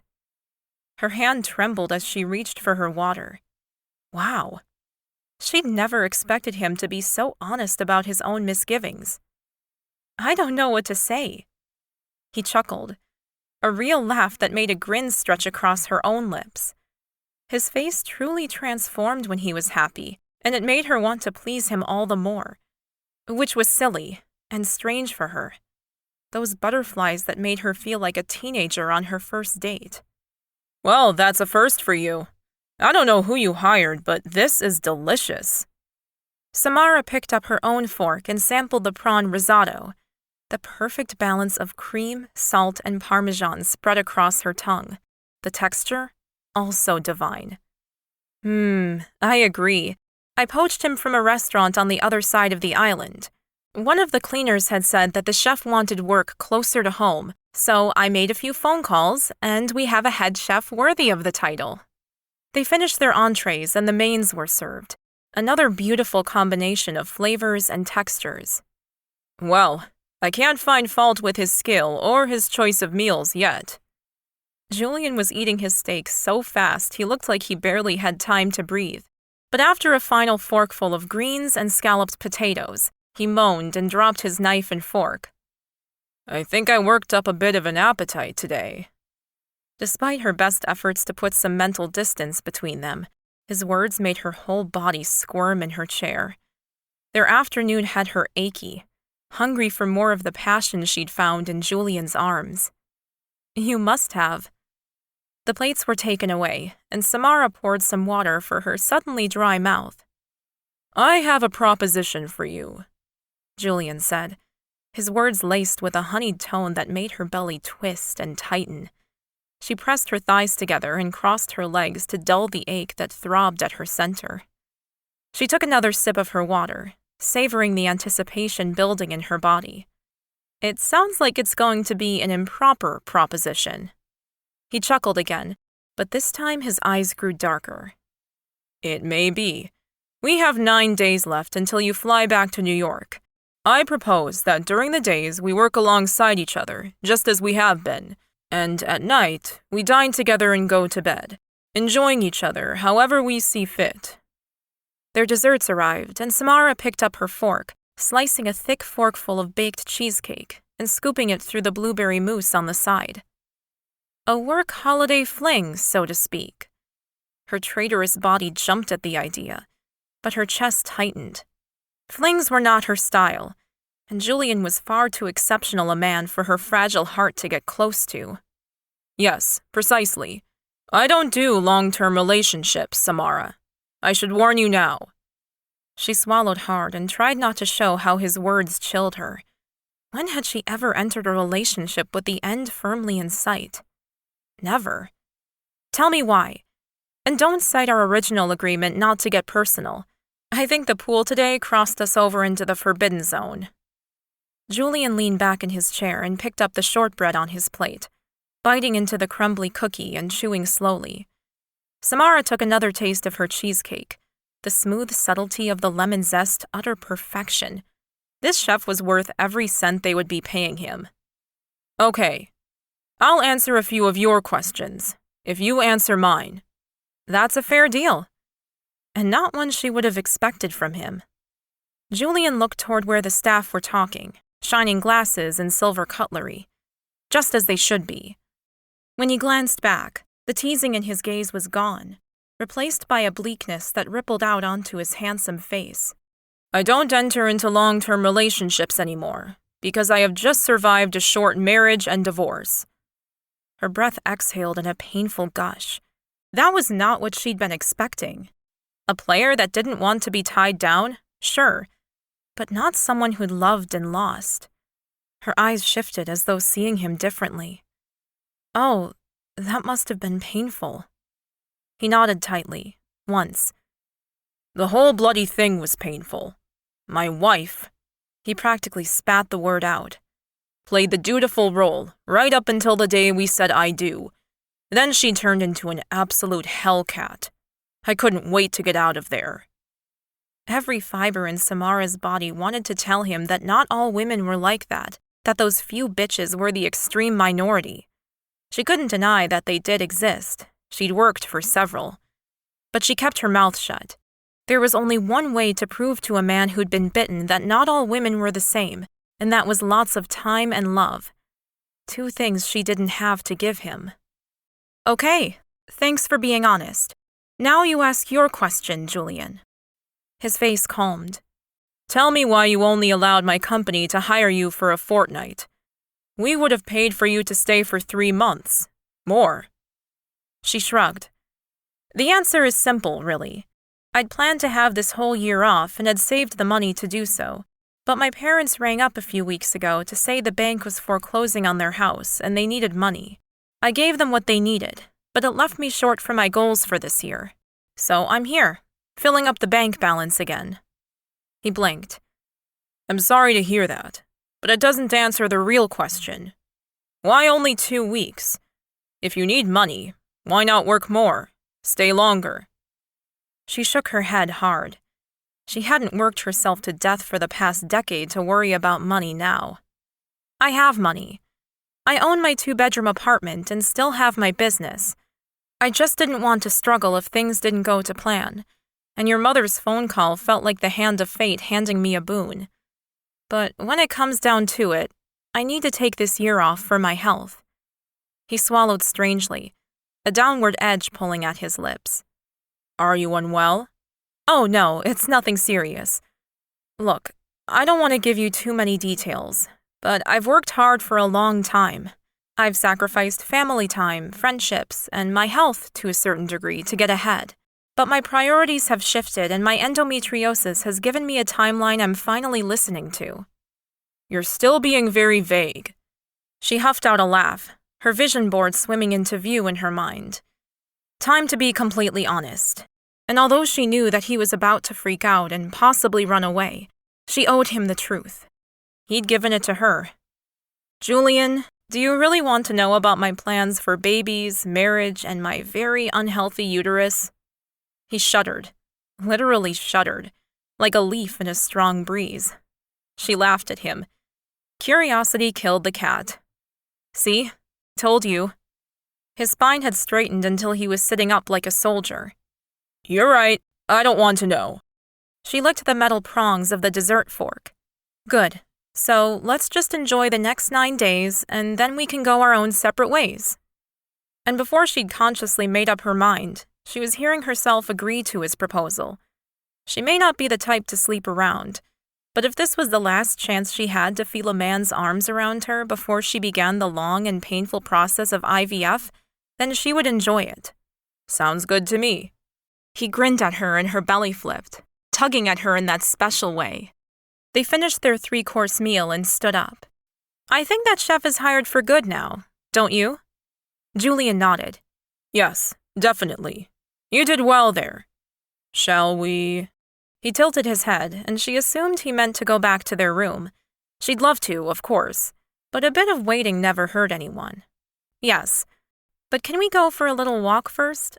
I am so full from dinner. She watched him carefully, and if he was disappointed by her request, he didn't reveal it. Of course, that's a great idea. Around the pool again, or… She had a better idea. I'd love to walk over to the beach. I haven't set a toe on Waikiki since I arrived. He smiled, one of his genuine relaxed smiles, and they headed into the quiet foyer and through the glass doors that now opened on approach. She giggled a little as they walked out into the humid night air, and he asked, "What's funny?" She waved her hand at the entrance. "Oh, those doors. I'm always so pleased by small improvements that make a massive difference to a business's appeal." He chuckled. Yes, that was a good thing to fix. It was my very first phone call. How are the numbers for the hotel going? We're still very much in the red, but we didn't expect a turnaround from the first day. 3 months is the goal. But let's not talk about work. Tell me about your fantasies. A surprised laugh filled up her belly as she ran across the road, finally landing with her sandaled feet on the cool sand of Waikiki Beach. Now this is a fantasy. She tugged at the buckles and shuffled out of her shoes before picking both of them up. She held them by the back straps and let the small grains of sand nestle between her feet. It was dark, so all she could see was what the streetlights illuminated, and the moonlight that sparkled off the water. Standing on a beach in Hawaii. I've wanted to come here for so long. She began to walk, loving the sound of the waves, the quiet around her. She put her arms out wide and spun in a circle, her dress twirling around her legs. Isn't this magnificent? He chuckled softly, the sound rolling around her. She was getting used to that laugh. Are you laughing at me, Mr. King? She turned to look at him and began walking backwards, her eyes now adjusted to the dark so she could see the unusual play of emotions on his face. What was he thinking? Chapter 11. Julian stuffed his hands into his pockets and began walking along the firm sand, his Italian leather shoes sinking with each step he took. I am, but it's a good thing. She twirled again like a 5-year-old with a new party dress, a sight he would never have assumed he would find attractive on a woman. But Samara was utterly enchanting. How was it a good thing? How much should he tell her? They were beginning an affair of sorts, so some nice words were appropriate. But this woman was an Alice. There was a large rabbit hole in front of him, and the last thing he wanted to do was go tumbling down it. It's good because I've never met a woman like you. You're fun. She laughed again, the sound so clean and smooth it sent a shiver down his spine. There was no pretense or artifice to her, and he wasn't used to it. In his world, he was always looking behind people's words, investigating their intent, and second-guessing how they were trying to manipulate him. With Samara, he didn't need to do that. She was different, and it was as obvious as the moon in the sky. And all of a sudden, he was intrigued. Tell me why you're so different, Samara. Where did you grow up? What were your parents like? He was a big believer in making your own destiny, but science was proving just how important genetics were in making you who you were. I'm not that different. I suppose I'm a little happier, or more positive than most of the people I know, but that's just me. And my mom. She's a beautiful person, but not very thrifty with money, it seems. He regretted his words the moment he saw her face drop. Well, they are, actually. My dad got sick a while ago, and they had to remortgage their house to pay for it, and I think they fell behind on payments with him not working. They live on a big block with lots of development potential, and I think someone saw the chance to grab their house. I don't blame my parents. He cleared his throat. I'm sorry to hear that. What did he know about a single home and needing to remortgage to pay for medical bills? It was so far away from how he'd been brought up. So, you grew up... He didn't want to say poor, but what other word was there? I grew up very happy and had everything I needed, she finished for him, dancing a little in the sand. He frowned as he watched her delight. Was it possible that this was all an act? He doubted it. Come on, Julian. Take your shoes off. And your jacket, too. You look ridiculous. Why? You want to go skinny dipping? That would be the only reason that he'd be stripping off his suit. She giggled in the night air. Nope. But you've got a point. Home time? She bounced back to him, dropping her shoes and grabbing both of his hands in hers. A hand squeezed his heart from the inside, taking his breath with it. Samara stared up at him with the trust of a child, and he was undone. He pulled her closer, and his lips touched hers, breathing in her scent, her warmth, her smell. Let's go back to the hotel. She nodded and bent down to pick up her shoes, taking his hand once again so that they could walk back together. It was a foreign feeling, the casual squeeze of her hand in his. They weren't on display. No one could see them. She wasn't like his ex-wife. Samara wasn't holding his hand to mark him as her property, nor playing a role. She wanted to hold his hand, and considering what they were about to share, it all made sense. He pulled away as they stepped back onto the pavement, his hotel a huge presence across the road. Shall we? She nodded, and together they ventured inside, walking up the stairs to her room on the second floor. His heart pounded as they entered her room, an anomaly in these situations. She undressed for him slowly. When he finally lay her down, she didn't allow him an inch of space. She clung to his back, kissed his lips, and pressed into him so hard he was scared she'd squeeze the very soul out of him.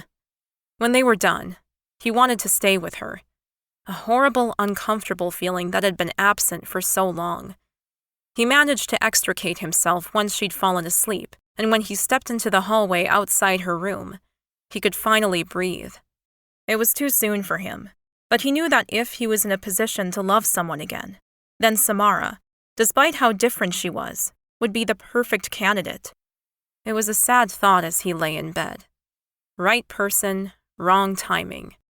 His dreams tortured him all through the night. Chapter 12. No, it's your turn to answer one.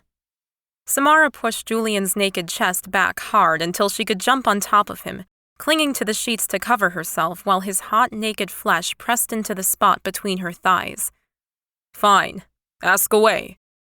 They'd continued their one-question-a-night game after that first dinner, and she was beginning to crave that special time with him.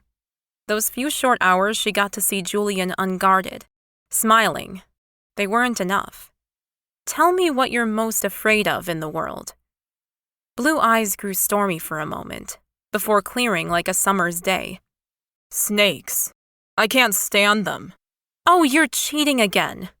She reached under his arms and tickled the flesh over his ribs. He flipped them both over, and she landed flat on her back, her hands pinned above her head.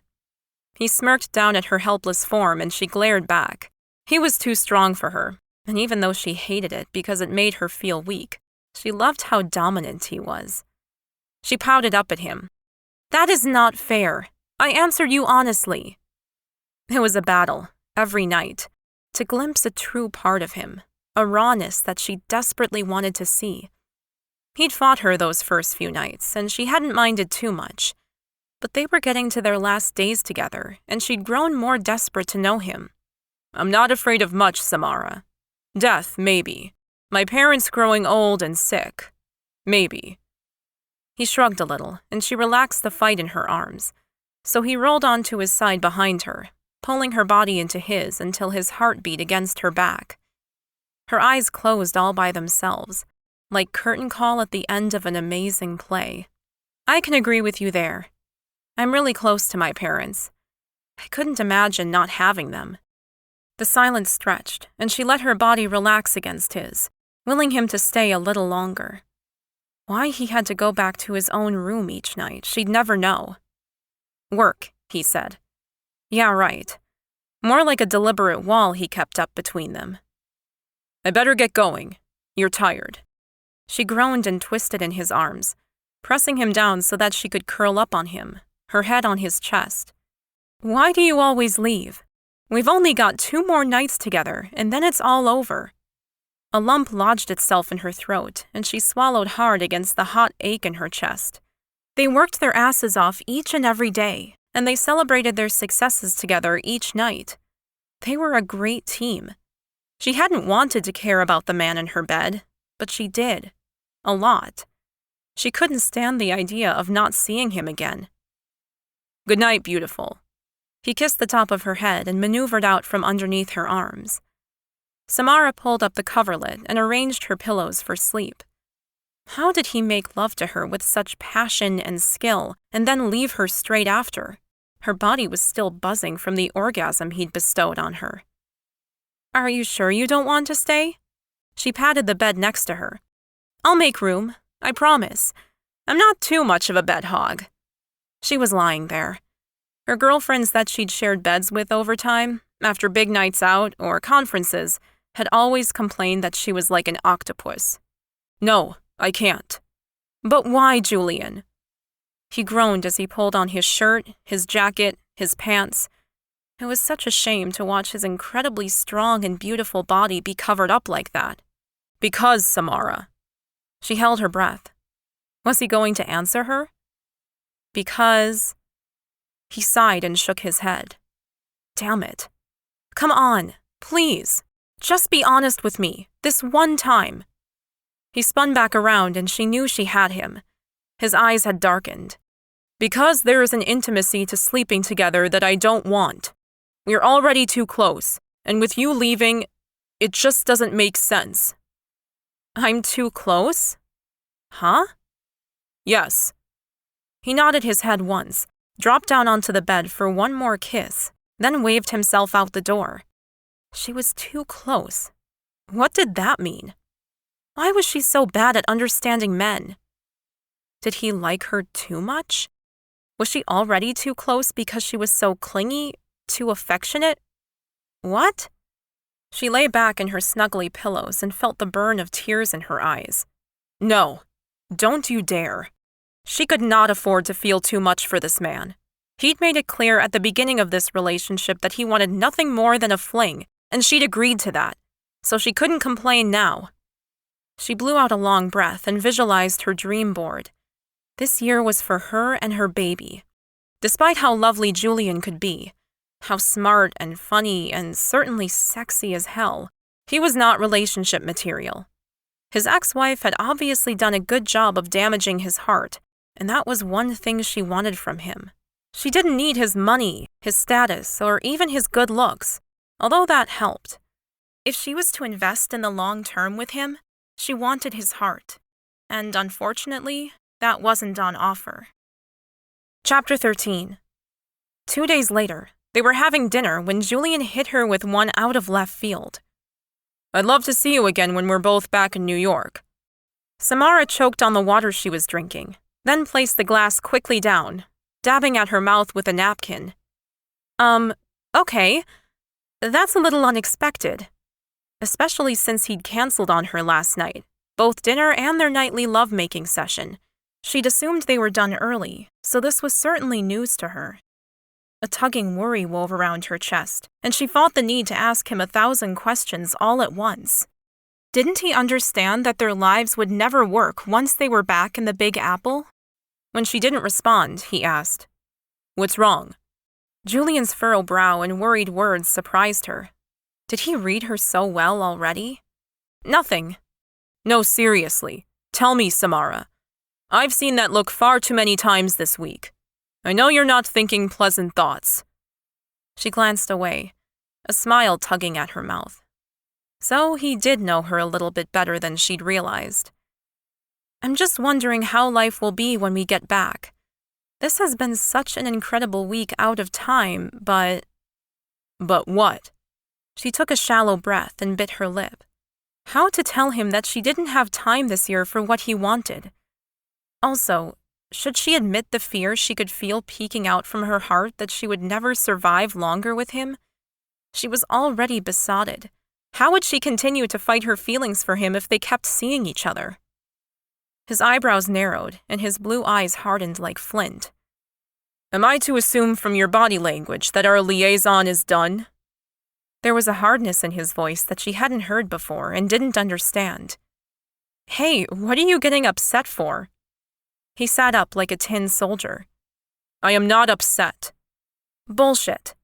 He'd outright told her that nothing else was on offer, and she'd hardened herself to that reality.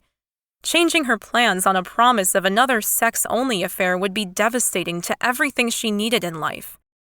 "You are upset. I thought we'd agreed that this was a holiday work fling thing." She let the question hang in the air between them, and he took his time responding. Julian forced a smile to his lips and then took a long swallow of his red wine. He'd been thinking about this, and he had an answer for her. "It's up to you, really, Samara. We can leave it as a holiday fling, or we can continue to see each other when we get back to New York. We don't live far from one another, and we get along well." That was an understatement, of course. He'd never met a woman whose company he enjoyed so much, but he was keeping that to himself. She drew a deep breath. Looking away for a moment, an unease shifted in his chest.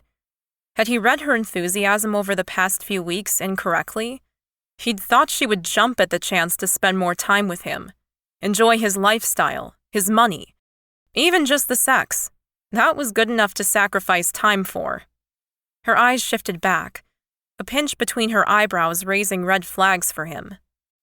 "What sort of relationship would you want back in New York, Julian?" This was the slippery slope question.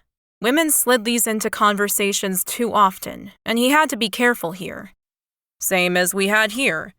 Dinners, sex, conversations. I find that I enjoy spending time with you, sharing ideas." He swallowed, amazed at the strength of emotion tightening in his chest. "I don't enjoy people's company often, and I'm going to miss these easy exchanges once I'm home again." All of that was true, and he was surprised how easily it spilled from his lips. He didn't like to give women he dated a tool to use against him, but as Samara was so different, he was willing to afford her more compliments, an insight into how he felt about her. She relaxed in her chair, her shoulders dropping down, and a beautiful smile lighting up her face. "Thank you for saying that. I find you easy to talk to also, and I'm going to miss you once I leave." And yet she was saying no. It was obvious. What had he missed?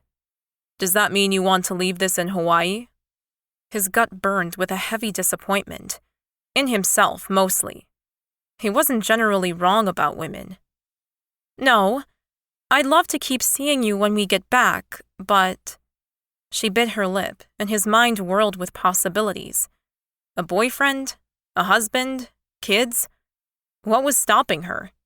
And why hadn't he researched her more thoroughly before taking this step? Foolish mistake.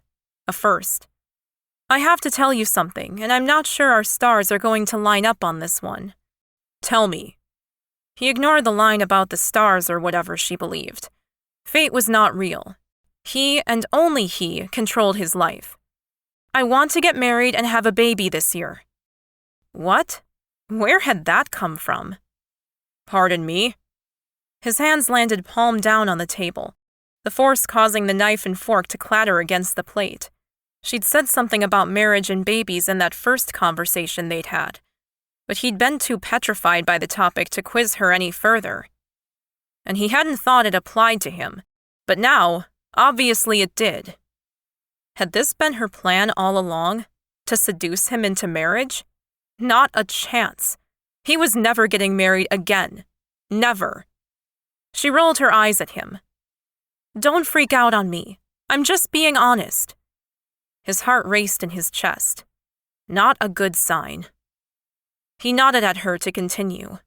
He didn't trust himself to speak as expletives whirled around his head. She sighed. I should start from the start. He nodded again and forced the words out. Probably best. Had he been fooled by a woman? Again? Impossible. Damn it. Hadn't he learned his lesson from Marguerite? Samara took a deep breath and began intertwining her fingers like she did sometimes when she was thinking, or nervous. I set myself several goals when I was 21, all revolving around money, business, property, etc. And thanks to a lot of hard work and some help from Lady Luck, I've achieved them all. But on a personal level, I'm way behind where I wanted to be. I have endometriosis. Quite badly, actually. It's a condition that makes conceiving quite difficult, and my specialist told me years ago not to wait until after I was 30 to have a baby, or it may not happen. And at my last appointment, he told me that a hysterectomy is on the cards if I don't act fast. His hands stopped their aching as he released the pressure on his shoulders and arms. His heart calmed down, and he took a breath. And you're 30 now? He understood goals and time constraints. His whole life had been about them. He was grateful that a biological clock was one thing he would never have. I turned 30 this year. That's why I initially refused this job. I'm in the process of taking a major step back from my business. I'm not taking on any new jobs, and I'm training people to replace me so I can take the year off. I start IVF as soon as I get back. He stilled, amazed at the narrow view she had of the world and her life in the future. She wanted to be pregnant that soon? He'd dodged a bullet then. IVF. He'd heard it was an incredibly expensive, stressful, and damaging process. Just thinking about the artificial hormones she'd be pumping into her body made him cringe, let alone the natural pregnancy-related ones. IVF? With who? A donor, unless I meet someone very soon who wants the same things I do. As if any guy would be able to get up to speed that fast. She had no hope of achieving that goal. And if you meet someone but he doesn't want kids? She shrugged, a soft smile tugging at her full lips. I believe very much in the universe sending you what you need. Well, that certainly isn't me. He cleared his throat, waiting for the cloud of disbelief to unfog his brain so he could speak. This woman, whose dreams were literally his worst nightmare, sat before him. He should run, screaming from the building. However, the fact that he may never see her again was tugging at his heart with unnatural pain. Well, at least you've been honest. I'll give you that. She laughed, but it sounded hollow. Look, I appreciate the fact that you aren't on the same page as me, so let's just enjoy the last night we have together and then say our goodbyes tomorrow. It has been an amazing journey, and I thank you for that, Julian. Very much. Love poured out through her eyes, and he looked away, tightness squeezing his chest again. He didn't want to focus on any of the feelings Samara invoked in him. There was only one thing left to do, and she was right. Enjoy their last night together. He had so many things left he wanted to do to her. He turned his gaze back on her and injected the lust that was now trickling through his veins into his tone. Now that, my beautiful, sounds like a plan. Chapter 14. Samara let Julian lead her upstairs, her throat aching from unshed tears. She'd been completely honest with him, and he had acted how she'd most feared he would, with utter fear and certain rejection. But she was doing the right thing by stopping their relationship tonight. It was the best thing, for both of them. Julian would never handle her IVF journey, and she couldn't continue to have sex with him and keep her heart in one piece. Tonight would be pushing her resistance as it was. She squeezed his hand. Can we go to your room? I haven't seen it yet.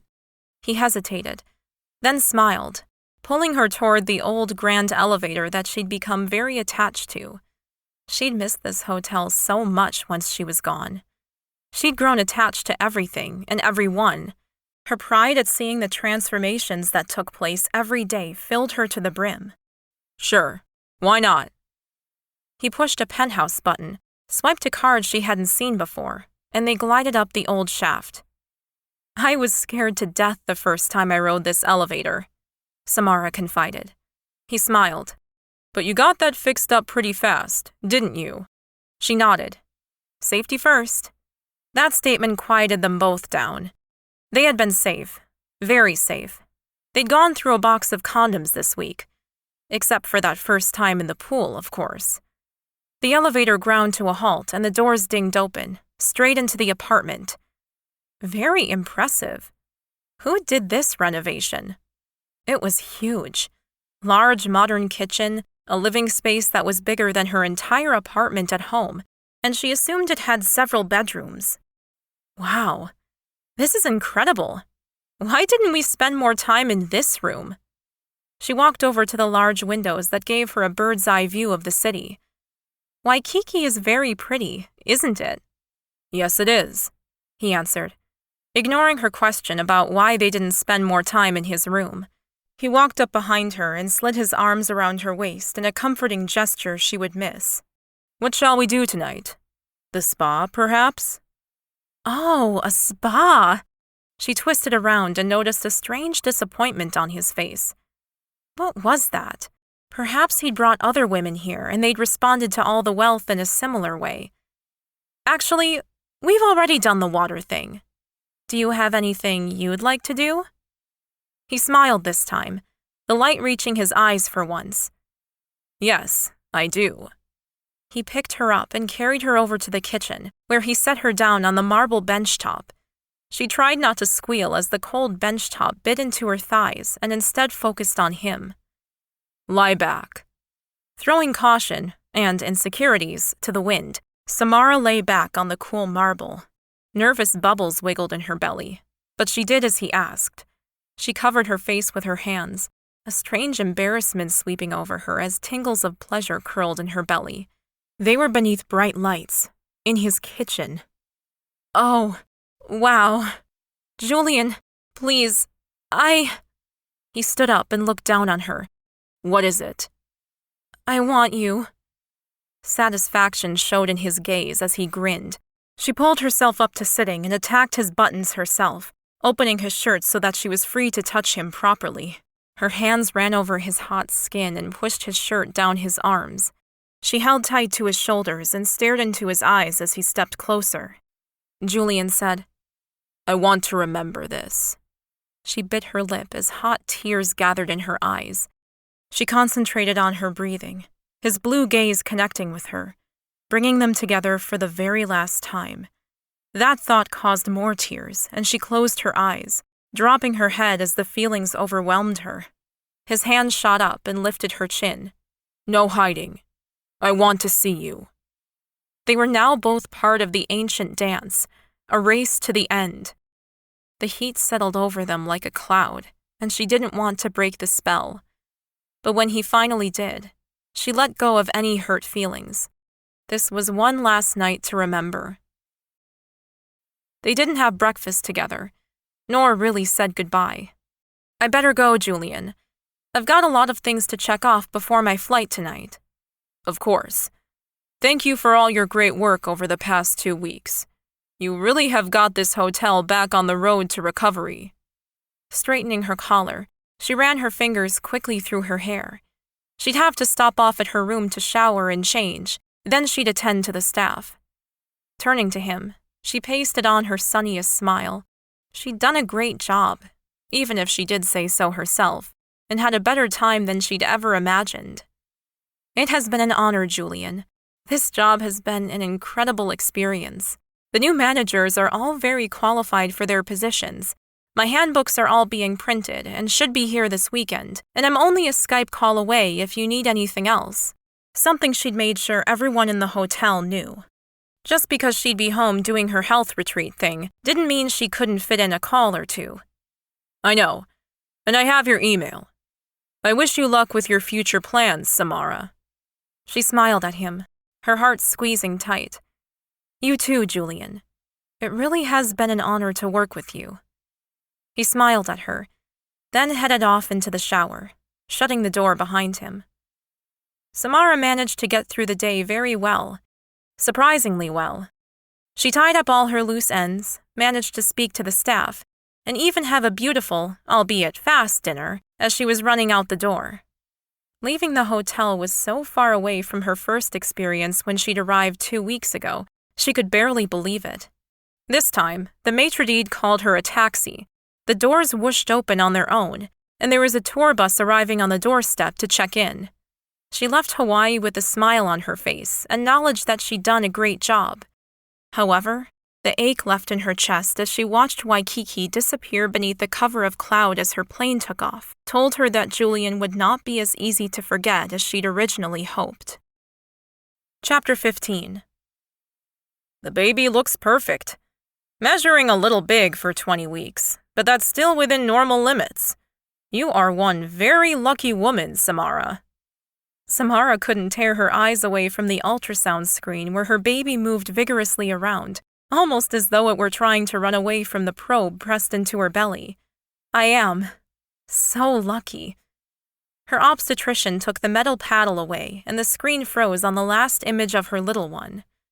It was 4 months since she'd left Hawaii, and 3 months since she'd realized she was pregnant. The most incredible and terrifying moment of her life so far. The fear had been immediate, followed swiftly by disbelief, and then a warmth of love that she'd never expected. Against all odds, she'd conceived the baby her specialists had sworn was almost impossible, in a body she'd been told may not be able to carry a child at all. She'd held her breath until that first ultrasound at 12 weeks when, despite the fear gnawing at her insides, she'd hoped and prayed for a good outcome. The universe had delivered for her. Her life was now even better than she'd ever imagined. Seeing the little baby's heart racing away on that first screening caused tears. They hadn't stopped since. Tears of joy, tears of relief, tears of hormones that she couldn't quite control. Thank goodness the nausea had finally stopped. She'd lost 10 pounds in the first trimester. She hadn't been able to keep anything down. All done here. You can get dressed, and I'll see you at your next appointment. Her obstetrician handed her a printout of her baby's profile, and she gripped it tight. Her parents would love having this picture. She'd have to scan it and email them when she arrived home. Thanks, Alex. He left her alone, and she got to her feet, checking her phone and seeing another missed call from Julian. Her stomach tightened with unease. What did he want now? That was the 3rd time he'd called in 3 days.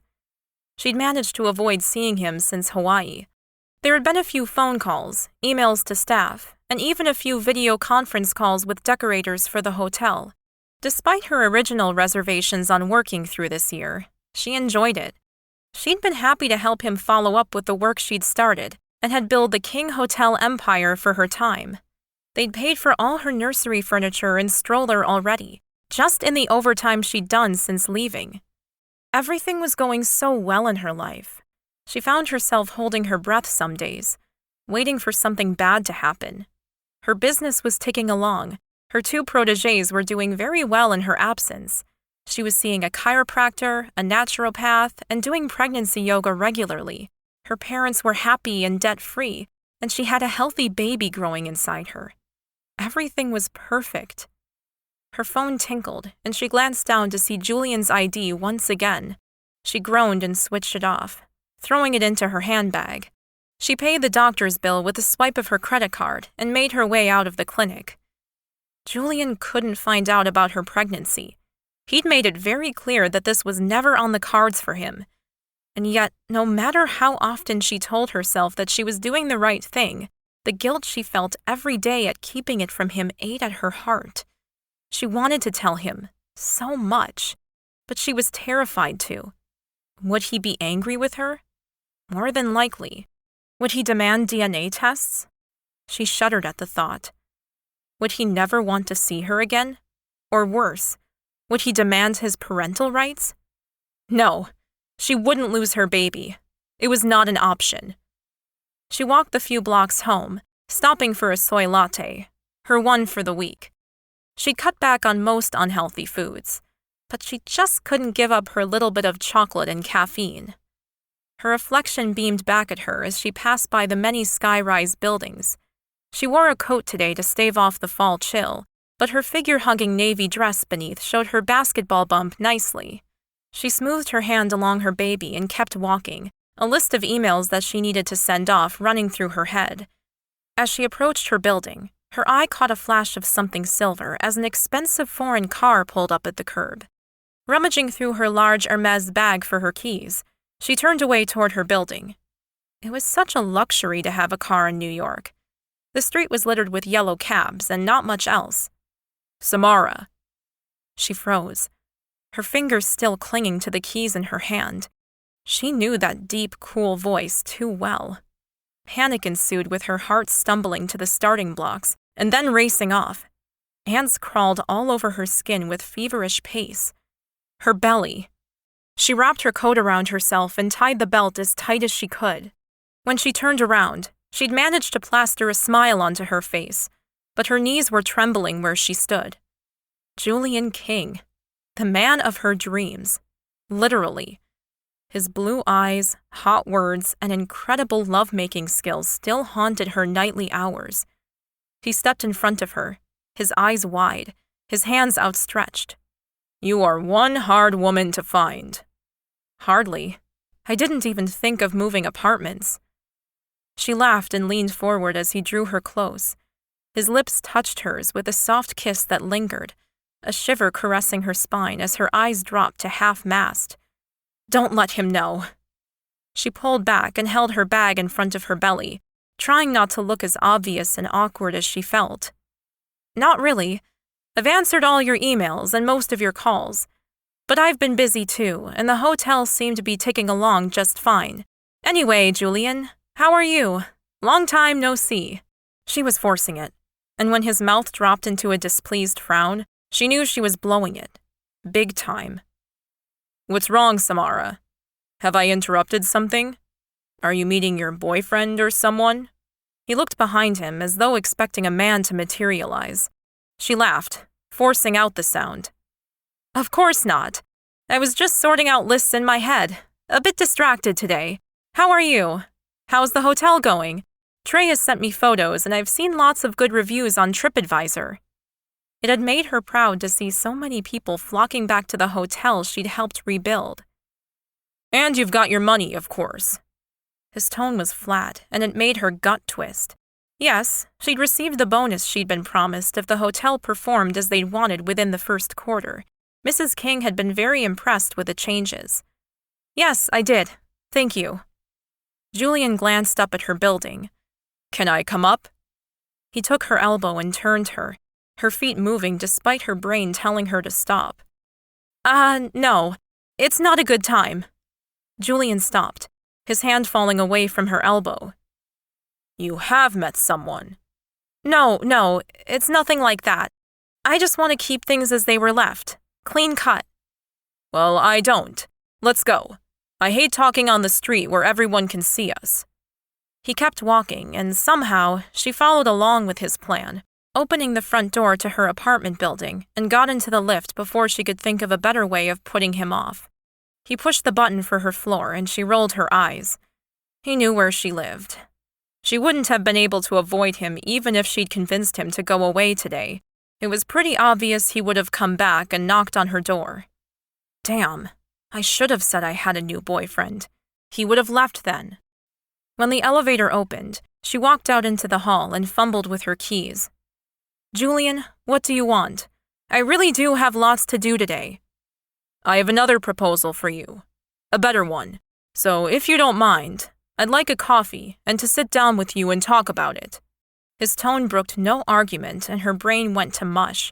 She twisted and held the key out, managing to get it into the hole and turning the knob to let her back into the apartment. She held her breath as she did a quick scan of the furniture. No, nothing baby-oriented that she could see. It was all tucked away in the nursery. Coffee, you said? She walked over to the kitchen and turned on her coffee machine. She hadn't used it in months. The aromatic smell that had once made her practically moan with delight now made her belly churn. One of the many things she'd gone off during her pregnancy. Cappuccino? She put the pot into the machine and heated up the milk, her heart fluttering away like a caged bird. How was she going to get him out of here? She made his drink and turned around, pushing it across her crowded bench top. Her back was sweating and she was dying to take her coat off, but the last thing she wanted to do was expose her pregnancy. What can I do for you, Julian? His eyebrows did that odd dance when he was surprised by her and wasn't sure what he should say. I wanted to see you. What's wrong with that?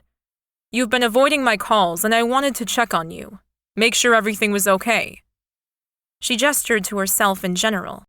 Well, as you can see, I'm fine. Traveling along my journey. The corner of his mouth kicked up an acute smile she remembered so well, and her tummy fluttered at the sight. You're such a hippie. She shrugged and crossed her arms over her chest. Yeah, well, I'm me. And you know that. I do. And that's why I'm here. You look different. You have no idea. Well, I feel different. I'm finally looking after myself as I should. So please, I have a shower calling to me and a conference call later on. Our business is done, Julian. He was still staring at her, his eyes surveying her body, skimming over her breasts and lower. She looked down and realized crossing her arms beneath her breasts had caused her coat to tug against her belly, exposing her curve. Oh no. Chapter 16. Was that the reason she was still in her jacket? Her cheeks flushed pink with the warmth of the room. She was hiding her belly from him. But why? Julian swallowed the acid in his throat, his eyes lingering around the soft swell of her lower abdomen. Her jacket gaped open, revealing, "You're pregnant." The words came out like a gunshot in the room. His hands began to shake as he picked up his coffee cup and took a sip, ice running through his veins, vanishing all remnants of heat.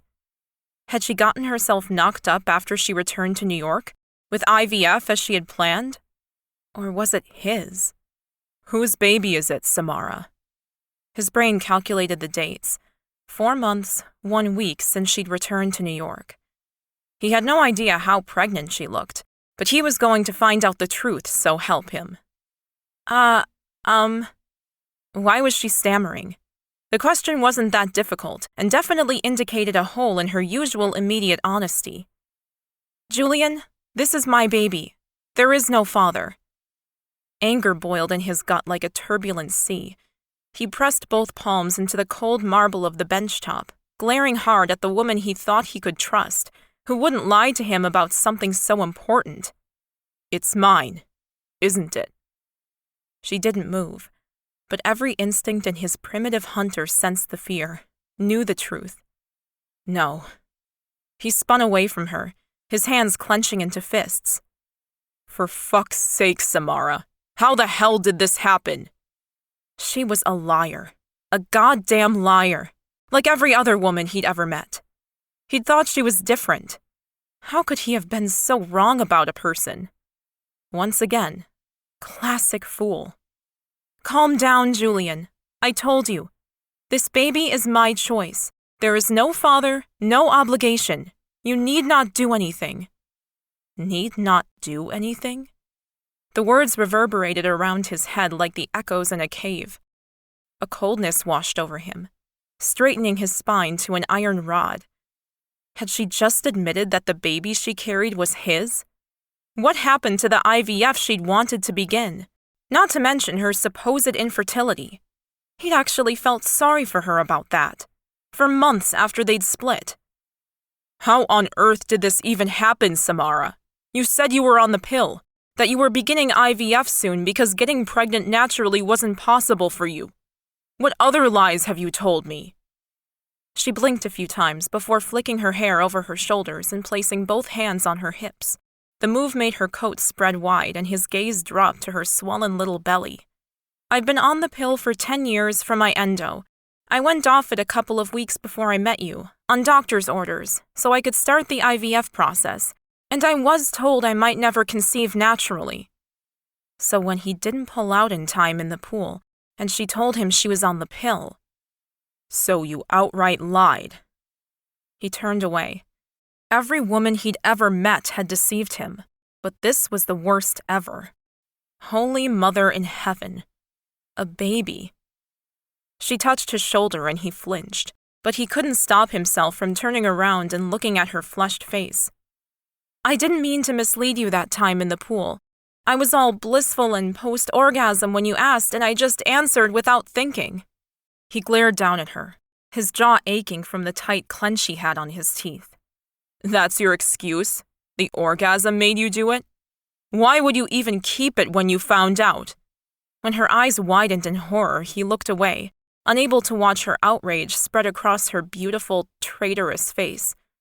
He knew why she'd kept the baby when she found out she was pregnant without an expensive IVF process. This baby had been her yearly goal, her plan, and he'd fallen for it. Hook, line, and sinker. She finally removed her jacket, revealing her gorgeous body and the protruding belly that his genetics had contributed to. She stared at him as she stroked her stomach with both hands, her fingers running up and down in a rhythmic, loving pattern. Because I believe in the universe and the laws of attraction, Julian. I wanted a baby this year and was willing to go through IVF alone to achieve it. This was meant to happen. I just know it. This is the baby I'm meant to have. The heavy, angry pain that ripped through his gut rippled up and out, filling his arms with a tension that mimicked the need to fight against the stress attacking him. You're meant to have? Didn't you even consider whether I should be asked how I feel? How selfish could you be, Samara? She dropped her arms and turned her hands up. I'm telling you now when I could have lied to you. Told you it was a donor sperm baby. You made it very clear that night we had dinner that you had no interest in marriage, a family, or even a proper relationship. Why would I burden you with this information when it's the furthest thing from your life plan? What a ridiculous reason to withhold life-altering information. So now it's my fault. You stole my sperm, gave me no choice in this, and now you're having my baby without my permission. Anger flickered across her face, her lush mouth twisting up and her eyebrows drawing together. I did not steal your sperm. If I remember correctly, you gave it to me without a second thought. Heat washed up his neck, a spreading sense of shame finding its target near his gut. He'd come inside her without a thought for the consequences, something that had never happened before, not even with his ex-wife. But if I'd known you weren't protected, we could have sought out the morning after pill. You've taken away any chance I had in making this decision with you. Her hands went to her small belly, cradling it protectively as she slowly took a few steps back toward the door. I need you to leave, Julian. Just pretend this conversation never happened. She held open the door to her apartment, and he stared at her. Are you serious? She nodded once. Absolutely. I didn't want you to feel trapped or hurt or anything. We had a good time in Hawaii, but we're home now, and you can go back to your own life. As if he could or would do that. But she obviously didn't know him well enough to know that.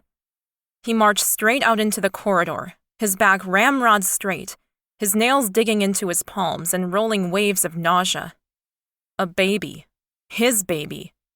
Not his baby. Hers.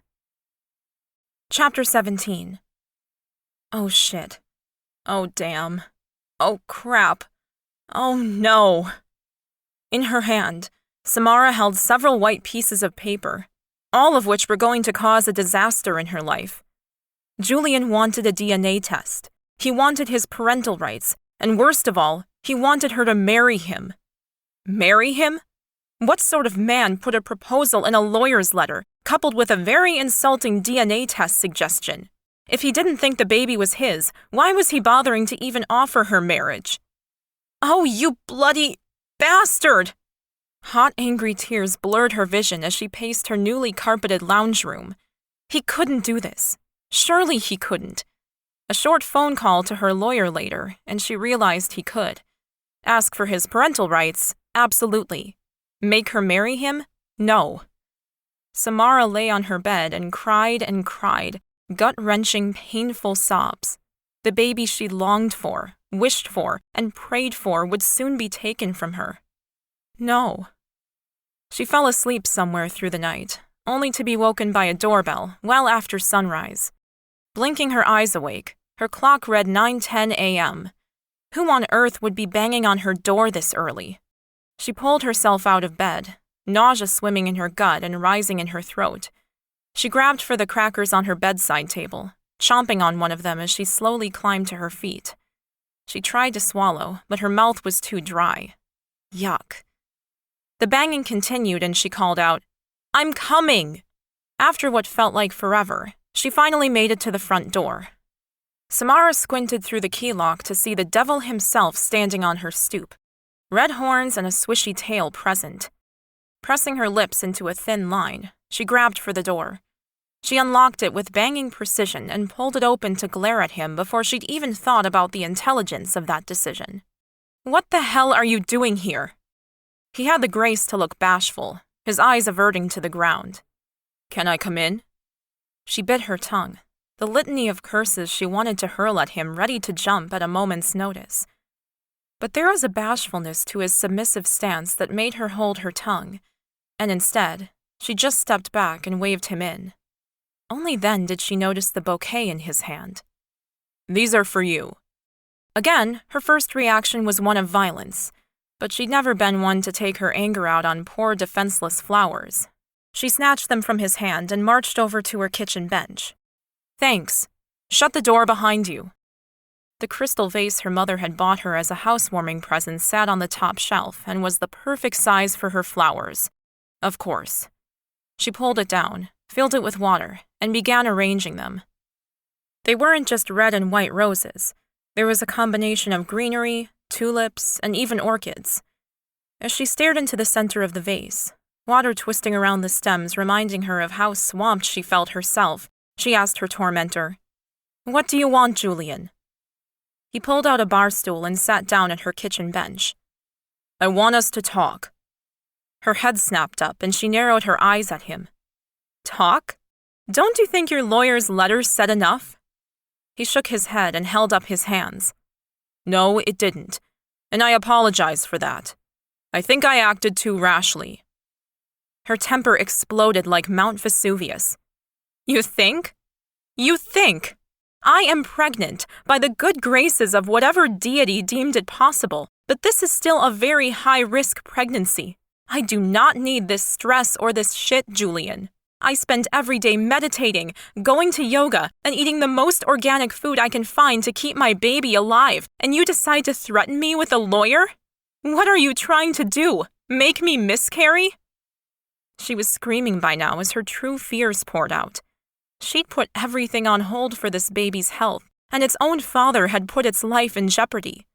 The stress from yesterday would surely leave its mark. He stared at her, his eyes wide and his lips thin.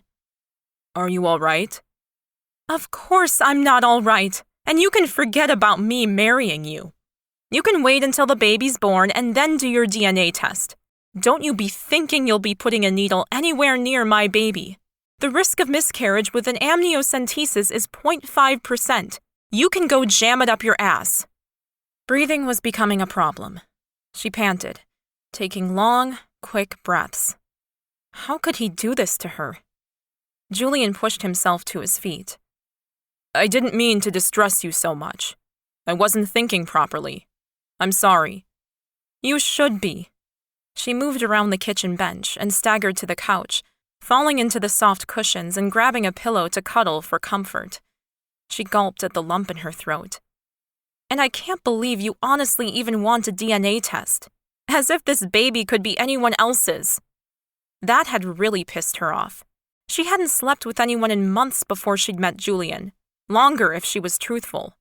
Accusing her of being a slut was hitting way below the belt. Julian sat down in the couch opposite her, his mouth tight. That wasn't my idea. Good, because you're not getting the results for another 20 weeks. She held tight to her pillow and turned her face away, staring out the window where there was a clear, cloudless fall sky. Bloody stupid weather. Where was a hurricane when you needed one? Maybe it could blow Julian right over a rainbow. I believe you, Samara. She snapped her head back around. And do you still believe that I did this on purpose? He didn't blink, but there was a hardness in his gaze that answered it for him. Of course you do. She fell back against the pillows and let her hands fall down to the side. How was she ever going to make him understand? She would never have deliberately done this to him. Never. Chapter 18. Julian regarded Samara as covertly as possible. Her keen eyes were too perceptive for him. He wouldn't be able to hide anything from her, so no point lying to her. Yes, his suspicions were still there that she had tried to get pregnant on purpose, but there was one thing that was bugging him. She hadn't told him, had no plans to do so from her reactions so far. So what had he been? A means to an end? A cheap sperm donor for her baby? Because despite his lawyer's obvious fears, she wasn't after his money. He'd had her investigated yesterday while he stewed in his juices, and although she was nowhere near the league of his parents or himself, she was very comfortable financially. She would provide a nice life for her child, but there was no way he was going to let her do it on her own. It's not that I believe you did this on purpose. I know the sex in the pool was more my idea than yours. His mouth twisted as the piece of logic popped into his head. She hadn't hunted him down, tied him up, and stolen his sperm. She'd engaged in very passionate, hot sex, and he'd been the one with no control. The pill lie still bugged him, though. But you lying about the pill afterwards. Her groan was immediate as she pulled herself back up to glare at him. I don't know how to make this any clearer. I was on the pill for over 10 years, non-stop. I couldn't go off it because of the bleeding and the pain. I went to my gynecologist in February and told him this year was the year I was going to try to get pregnant. I had an operation to cut out all the endo in my belly, and then he said I had to go off the pill if I had any chance of getting my ovaries working again. I had plans to wait a few months, get my body super healthy, and then start IVF. I never thought I would be able to conceive naturally. Since I turned 18, I'd been told it would be practically impossible for me to ever have a baby. She was panting now, her chest heaving with her impassioned storytelling. He nodded and let her words sink in. It would be easy enough to check with her doctor the facts she spouted. He'd once been a man who could tell if someone was lying with a look, but since his massive failure with his ex-wife and ex-manager, he didn't trust his own instincts. Because they were telling him that she was being honest. All right, I will believe you. He didn't have his fingers literally crossed, but mentally he had both hands making the motion. But we still have the issue of the pregnancy. I want to be able to see the child every day. Living together in marriage is the best solution. Originally, he had balked at the idea, massively. But then it had been pointed out to him what would happen if they didn't marry. Samara was a young, beautiful woman. She would date, perhaps not right away, but eventually she would meet someone, fall in love, and get married. And his child would call that man Daddy. He couldn't have that. He didn't want that. Because although he'd never wanted children, now that there was one, he found he had very specific feelings on the topic. Marriage gave him more than full rights to his child. It gave him her. They'd been good together in Hawaii. Why wouldn't they be able to come to an agreement that would suit them both? You are out of your mind if you think that I would ever marry you, Julian. Her hand went to her belly, cradling and stroking in a protective, frantic sort of motion. He tried not to focus too much on the bulge of his child, but it distracted him to no end. His parents had always demanded he continue the line, the name, but he'd refused up until this point. He didn't want to screw up his kid as his parents had practically tried to do with him. Boarding schools, nannies, no affection or love. What sort of father would he be after the example he'd been set? But that had all been before Samara's body made his baby. Everything was different now. He would be different. His mother would be thrilled once she found out. Samara, think of all the advantages marriage to me entails. Unlimited money to expand your business, take on more people, not to mention what it would mean for our child. The best schools, the best of everything. She pouted a little, her gaze not meeting his. It's my child. He clenched his jaw tight. In the eyes of the law, she was dead wrong. But he had to be gentle. Obviously, his lawyer's letter had sent her into an absolute meltdown, which could not have been good for the baby. Samara, please don't push me. I am the father, 50% of that baby's parents. He left the rest unspoken, but even that seemed to agitate her as she stood up and moved to the kitchen. Do you want a drink or something? Water would be great. Thank you. Perhaps they needed a better compromise, or more time. They had 20 weeks, after all. He was sure he could convince her by then.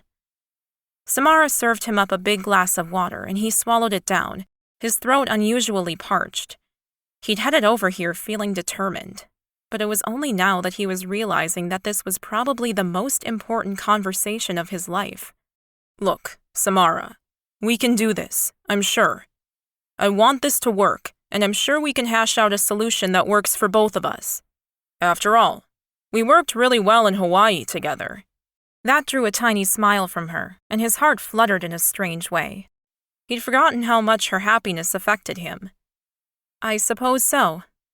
Her shoulders were slumped, and he tried not to be affected by her defeated posture. The main reason he'd hunted her down after so long was because he wanted her in his life. She was normally such a unique person, so vivacious and lively, happy. This sadness didn't suit her at all. All right. He thought fast. What were his options? Well, I will look into buying an apartment closer to here, maybe even in the same building. That would give us more time together.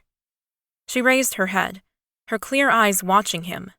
Sorry, do you mean you want to spend time with me now? Or us when the baby's born? Probably better to start looking now. The market around here is tightly held. She had bought in a nice area, and he admired her for that. Yes, there's great schools too. She reached over to her bag and began riffling through it. His stomach dropped with worry. Was she going to throw his lawyer's letter literally in his face? That had been a dumb idea. He'd realized it pretty much as soon as the letter was sent. Aggression and lawyer letters were not the way to deal with a situation like this. Here's some of the pictures the doctor took on Tuesday.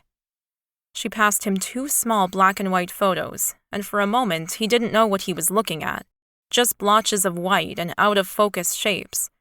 There's the head and nose, Samara explained, running her fingernail over the picture. The photo transformed, and suddenly, Julian could see a baby. Oh my God. He couldn't believe it. There was a whole person in the photo, and he hadn't even seen it. The doctor asked me if I wanted to know the sex, but I didn't. I liked the surprise. He just nodded, not caring about that. Up until 2 days ago, he wasn't having a child at all, so its sex wasn't important to him. She pressed on. Do you care what it is? No, not at all. He tore his eyes away from the picture and slowly placed it down on the table. A baby. He really was going to have a baby. His throat tightened and his chest began to squeeze tight, the air in the room thinning out so he couldn't breathe. I think I need to go, but can we organize a lunch or dinner sometime when we can talk? So many things to sort out. He needed to change. Everything. His life did not suit a child. "I have a hospital appointment next week if you want to come," she asked, her voice a little anxious. "Why not? In for a penny, in for a pound. It would probably help him understand how this had all happened in the first place." "Yes, I would love that. Email me all the details, yeah?" He was not coping suddenly, and he needed to get away. Guilt or pure panic, he wasn't sure which, but they were chasing him, and he couldn't get away fast enough. He turned toward the door, when he saw the flowers and he realized why he'd come here in the first place. A calm washed over him. He would change. He was sure he could. He swiveled back around and injected as much sincerity into his tone as possible. "Please ignore everything in that lawyer's letter. We can work things out ourselves, and we have time. There's no rush." She nodded, her eyes a little shiny. "Thank you. I appreciate that." He nodded once more and left, his thoughts and feelings whirling around in a big mess that was quite cathartic. He had to let go of his preconceived ideas and get on board with this new plan. For the first time since he'd found out about the baby, he was beginning to think that things might actually be okay. She was a sensible woman, and he'd forgotten that in the stress and hassle of the past few days. Perhaps his luck with women, and people, had finally changed. Chapter 19. He was late. She told him not to be late. "Samara Jenkins?" Her name was called by the nurse, and with anger gripping her stomach, she pushed herself to her feet from the hospital waiting room. The doors of the lift opened with a melodic ding, and Julian rushed out. "I'm sorry I'm late." He looked properly contrite, and she was surprised about how quickly her anger dissipated and happiness filled her. She was actually very relieved to see him, and that surprised her. She'd spent the week trying to come to terms with the fact that she would now be sharing her precious miracle with another person, and although it initially stung, she was warming to the idea that her child would have both a mother and a father who loved them. "It's okay." He smiled at her, and they both walked over to where the nurse was directing them into one of the suites. They sat on the leather chairs, and her obstetrician walked in. "How are you today, Samara?" "Good, Alex." She indicated to the powerful man in a suit next to her. "This is Julian King, the father." She gave her obstetrician credit. He didn't blink an eye, simply turned to Julian and shook his hand. "Nice to meet you. I'm Dr. Alex Liliak. You must be excited about your little miracle here." Julian's smile was forced. "I was surprised, to be honest. Samara told me that she believed she couldn't conceive naturally." She resisted the need to roll her eyes, let him ask his questions, and check if she was being completely honest. She'd never lied to him. Not on purpose, anyway. Alex sat down and stared straight at Julian. "By all accounts, she shouldn't be able to. I'd estimated at least 3 rounds of IVF, and then perhaps a surrogate if she couldn't carry to term. Samara is amazingly healthy, and so is the baby, considering the limitations of her body." Julian nodded and swallowed. If he had any more questions, he kept them to himself. "Would you like to take a quick look at your child?" Julian nodded, and Samara stood up and lay down on the doctor's table. Alex grabbed his small ultrasound machine, applied the clear lubricant to the head, and ran it over the swell of her belly with gentle proficiency. The baby's image popped onto the screen, and her heart thumped in happy bliss. "There you go, Samara. Beautiful, clear image. Nice, strong heartbeat." Julian was hovering around, and his eyes were transfixed on the screen. "Is everything okay?" he asked, his voice a little strained. "Yes, so far, so good," Dr. Alex said, his fingers tapping on the buttons as he measured the length of the baby's spine. "But there could be problems?" Julian asked, twisting around and looking at the doctor with concern written into the many wrinkles on his forehead. "Yes, there can always be problems, and with Samara's past surgeries and history, there are risks. But we monitor her every week, and we're hoping for a good outcome." "Yes, I can't wait," she agreed, focusing on the beautiful natural birth she wanted in her mind. Visualization was key, and the doctor had said that he would support her in her attempt. Dr. Alex checked her blood pressure, weighed her, asked a few more questions. Then they were out the door. Samara tugged her scarf tighter around her neck. Winter was on its way. "Thanks for coming, Julian." She turned to see that strange look on his face again. She laughed, enjoying the glazed expression that clearly indicated that he was speechless. He shook himself. Would you join me for dinner?" Where would this go if she agreed to dinner? Nowhere she wanted at the moment. "I'm not sure, Julian. If we are going to co-parent, that is one thing. But if you are trying to make a relationship between us work, I'm not sure that's ever going to happen." His jaw tightened visibly, and she knew that she had her answer.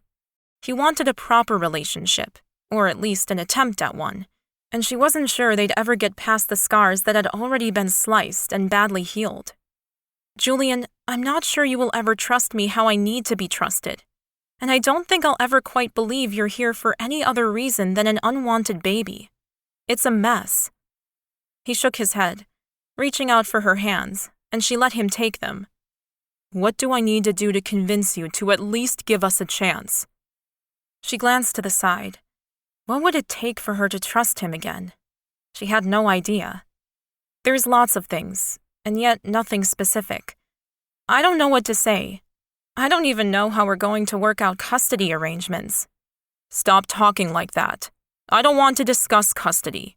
Forget about the baby, if you can, for 1 minute.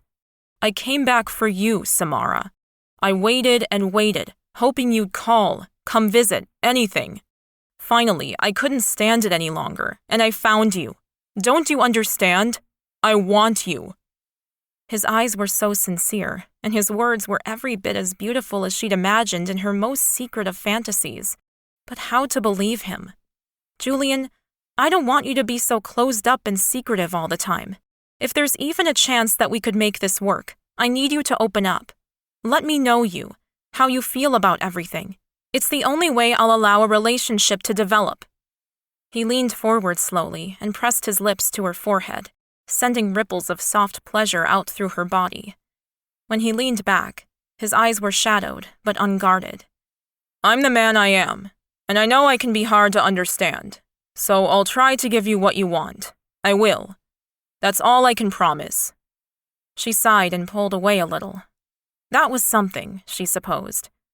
He lifted a hand and stroked it down her face. "Are you sure there isn't a shortcut to this, Samara? We got along so well in Hawaii." Trust the international businessman to want to close the deal early. "I don't know, Julian." She let her gaze meet his again. "Let's just give it some time, I suppose." That's what they needed. And lots of luck, love, and laughter. He smiled, not moving to get closer, though a small part of her wished he would. No one had kissed her since their last night together in Hawaii, and her body missed him, craved his touch. "We have lots of that." Chapter 20. Julian bought an apartment in Samara's building a month later and moved in straight away. Leaving his multi-million-dollar apartment in central Manhattan was easier than he'd thought. Cathartic even, to get away from a living space that held nothing but bad memories for him. He invited Samara to help him decorate the new apartment. The poor thing had been neglected for far too long from people who'd last renovated in the 80s. He didn't care how she changed things or what she did. He wouldn't be living there long. He was on a mission, a life mission. He was building a family, and he didn't care where he had to live or what he had to do to convince Samara that they would be perfect for each other's futures. He went along with all of her plans for a second home for their baby, a second nursery, a second bed for him. He had no intentions of living in his apartment building long term. He would buy her a big house opposite Central Park, or out of town. He didn't care, as long as that vivacious, fun, sexy woman he knew in Hawaii came back into his life. Because he missed her. The Samara who had so enchanted him for the 2 short weeks he'd enjoyed her presence. And he only realized it as she began to reemerge, when she began to smile and flirt and arrange their lives with her concise brain. He fell more in like and lust with her. He couldn't admit to himself that it could be more than that, just yet. Despite Samara's reticence, He would never give up on them being together, and as the days ticked over and they spent more time together, he knew he was doing the right thing, pursuing the right woman. "Would you come and meet my parents on the weekend?" he asked her over breakfast one Sunday morning, one of their many rituals. He was still giving her lots of space to do everything she needed to do, and with his work commitments, he was still flying all over the world. But if he was in New York, he saw her every day. For a meal, a meeting, a chat. He found any excuse to see her, watch his child grow. They hadn't even kissed since Hawaii, yet the attraction between them grew by the day. Every smile, every flirt of her eyes sent a shiver of desire through him. I suppose I can. Why? Did they want to run down on the Waikiki project?" He laughed. "Hardly." No. My parents want to meet the woman who's having my baby." Samara, who was drinking fresh orange juice, choked and spluttered, orange specks of fruit splattering over the shiny bench top. "Yeah, I felt the same way initially." "What's wrong?" Samara picked up a white napkin and wiped at her mouth before cleaning up the juice that surrounded her plate. I hadn't really thought about your family and how they'd react at the news. What did they say?" His mother had been interesting indeed. "Well, to start with, she was shocked. I have always declared that I would not have children." Samara's eyebrows shot up and her head shook as she took the croissant from the plate in front of her, tearing at the end. "You didn't tell me you never wanted children." He shrugged, belatedly realizing that he may have chosen the wrong thing to tell her out of that conversation with his mother, but he pushed on nonetheless. "Well, to be honest, I think I told them that just to annoy them on one level. They were so adamant that I produce an heir for them, She smiled at him, her eyes lighting up with mischief. "Didn't want to give them the satisfaction, huh?" "No." "Well, what else did they say?" she asked, her posture relaxed now as she ate more of her breakfast. "They were very happy, actually, especially when I told them it was you. My mother holds you in high regard. She loves women who are ambitious and hard-working. As I said, they want to meet you." "How do they feel about the fact that we aren't, a couple?" He grinned and didn't answer, taking a bite of his own croissant, the melted cheese and ham making his mouth water and a moan escape. "Julian, come on. I'm not going if you're not honest with me." He chuckled and prepared to spill his guts, a new and quite strange part of their relationship. No secrets was their main rule, and so far, they seemed to be doing well with it. "Honestly, my mother told me to marry you immediately. I told her I'd asked when I first found out, and you'd turned me down, and rightly so." This caused Samara to sit back and smile at him. "Really?" "Yes, really. I told her that it was the right thing to do, considering we didn't know each other very well, but that I was still hoping to convince you to take me on." She giggled at that, her cheeks flushing with a beautiful happiness he hadn't seen in a long time. "Take you on. Please." She rubbed her big belly in that gorgeous way she had, and lust kicked inside him with a suddenness he wasn't expecting. Samara, can I feel it?" "Oh, sure." She swiveled around off her chair and walked around the table to him. He twisted on his stool and opened his legs, grabbing her and bringing her in. She came into his arms, and the cloud of her subtle lilac perfume teased his nose. He ran his hands up her side and cradled the swollen flesh that held his growing child. The babe kicked out against his hands, the shifting of the flesh beneath his palms a minor miracle. "I wish I could sleep next to you and feel him through the night." "Him, huh?" she asked, her hands stretching up and running her fingers through Julian's hair. His breath caught in an odd way, and his heart began to pound. God, he'd missed her touch. He moved his hands around behind her waist and tugged her tighter. She stared down at him, and although she didn't move closer, she didn't move away. He needed to kiss her. His heart screamed at him to do so. He cupped her jaw in his palm and pulled her closer, the soft skin of her face calling to him to caress and enjoy her. Her lips touched his with the softness of butter, and he groaned as flames licked at his soul. He needed to touch her, if only like this. He looked at her lips and she opened up for him, a moan rolling through her throat as he delved deeper, tasting her sweetness. She pulled back, her breathing rapid. "I'm not ready for this." He knew she wasn't, but he needed more. "I need you, Samara. I know you aren't ready for sex, but I need to feel you against me. Feel close to you. Would you lie with me? Let me hold you?" "With clothes on?" "He'd prefer not." "Underwear? I need to feel your skin. Please?" He hated the tone of begging he could hear in his own words, but as Samara's face transformed, he no longer regretted the words. "I'd love that." She took his hand and pulled him to her bedroom, the duvet still rumpled from her sleep. "I just got out of here," she joked, while she unwrapped her top and awkwardly undressed. Julian tugged at his own clothes, shedding everything except his cotton boxers. He gestured down to his errant body part. "I have no control over him, so I apologize in advance. It's been a long time for him." Samara was covering her belly as though she was self-conscious. How long's too long? She gulped suddenly, then shook her head. "Sorry, I shouldn't have asked. I probably don't want to know." He laughed loudly at that one, and pulled back the covers, lying down amongst the sweet smell of her skin. "By too long, I mean since Hawaii." It was by far the longest he'd ever gone in his adult life, but something hadn't been right. He'd dated a few women, tried to convince himself he could go back to his old life, but he hadn't made it past a single dinner. She continued to stand and stare, so he threw back the covers. "Come on. I need to hold you." A brilliant smile lit up her face as she sat on the bed, swiveled around, lay down, and shuffled back until she had her gorgeous round ass pressed against him. He settled his arm around her belly and kissed the back of her neck. She smelled like flowery soap and home. He closed his eyes and sighed as she nestled into his body. She pulled his arms tighter around her and placed his hand on her belly, his child shifting and kicking out at him. "He's so active today." She nodded and wiggled her bum into his groin. "Hey, you need to stop that. You know how much I desire you." "Do you?" she asked, her voice catching in a way that told him how vulnerable she was feeling being with him like this.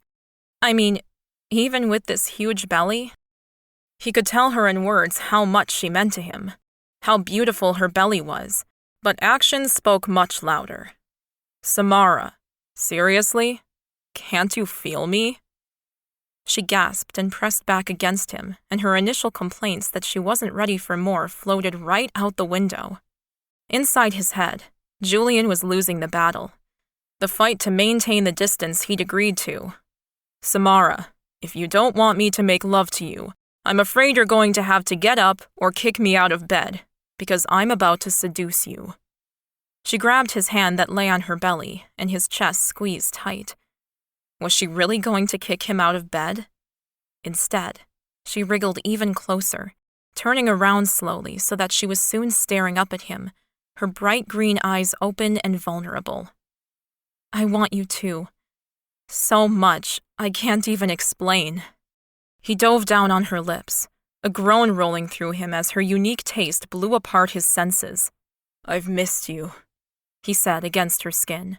He broke their kiss and pulled away, staring down at the beautiful woman in his arms, her face flushed with passion, her skin as soft as the skin of a peach. "God, you're so beautiful. Even with—" She trailed off as she ran a hand over the changes in her body. "More so. Our baby makes you even more beautiful to me." Her eyes glistened. "I've never heard you say that before." "I know, and I'm sorry I was so against this at the start. I was wrong. You and this baby are the best things in my life. I wouldn't change anything, except I wish I'd known earlier, and I could have shared more of this with you." Her gaze dropped away and fear rippled through him. Had he said the wrong thing? "I'm sorry, I was trying to be honest.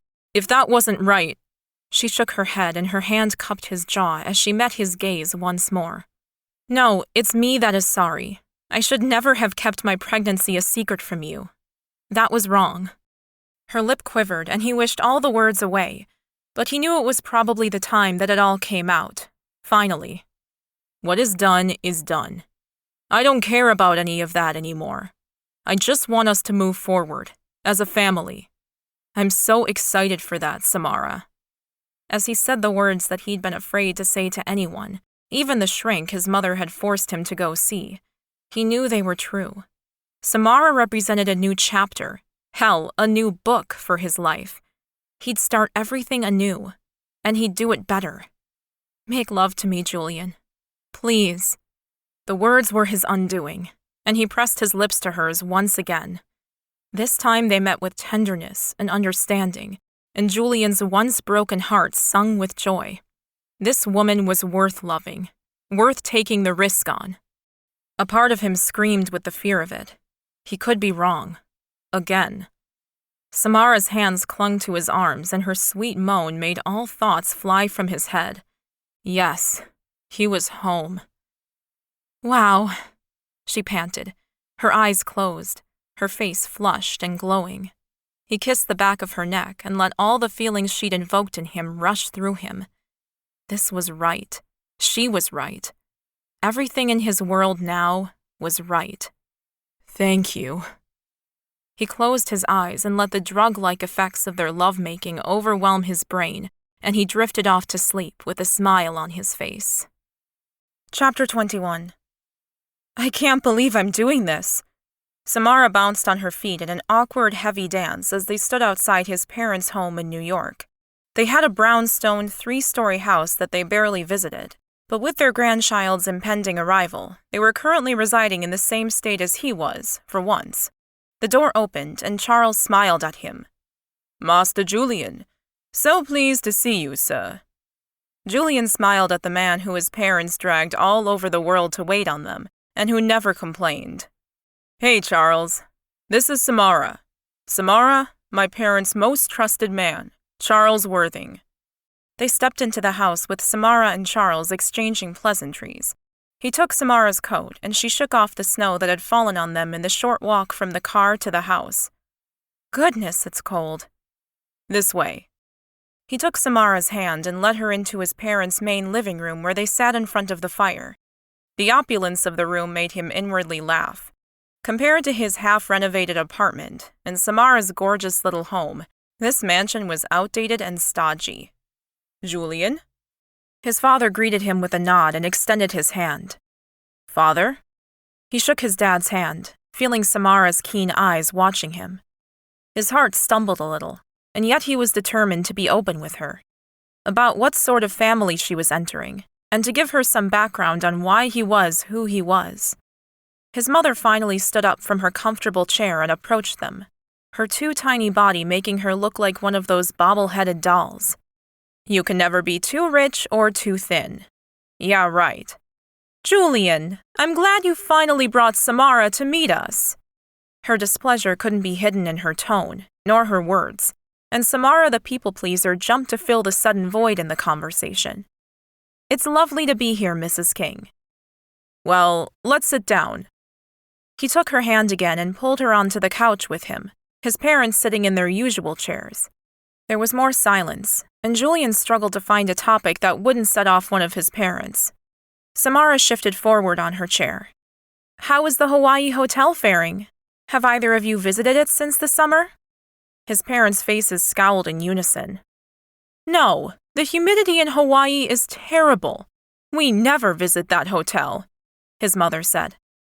His father's gaze flicked to Julian. That hotel was Julian's responsibility.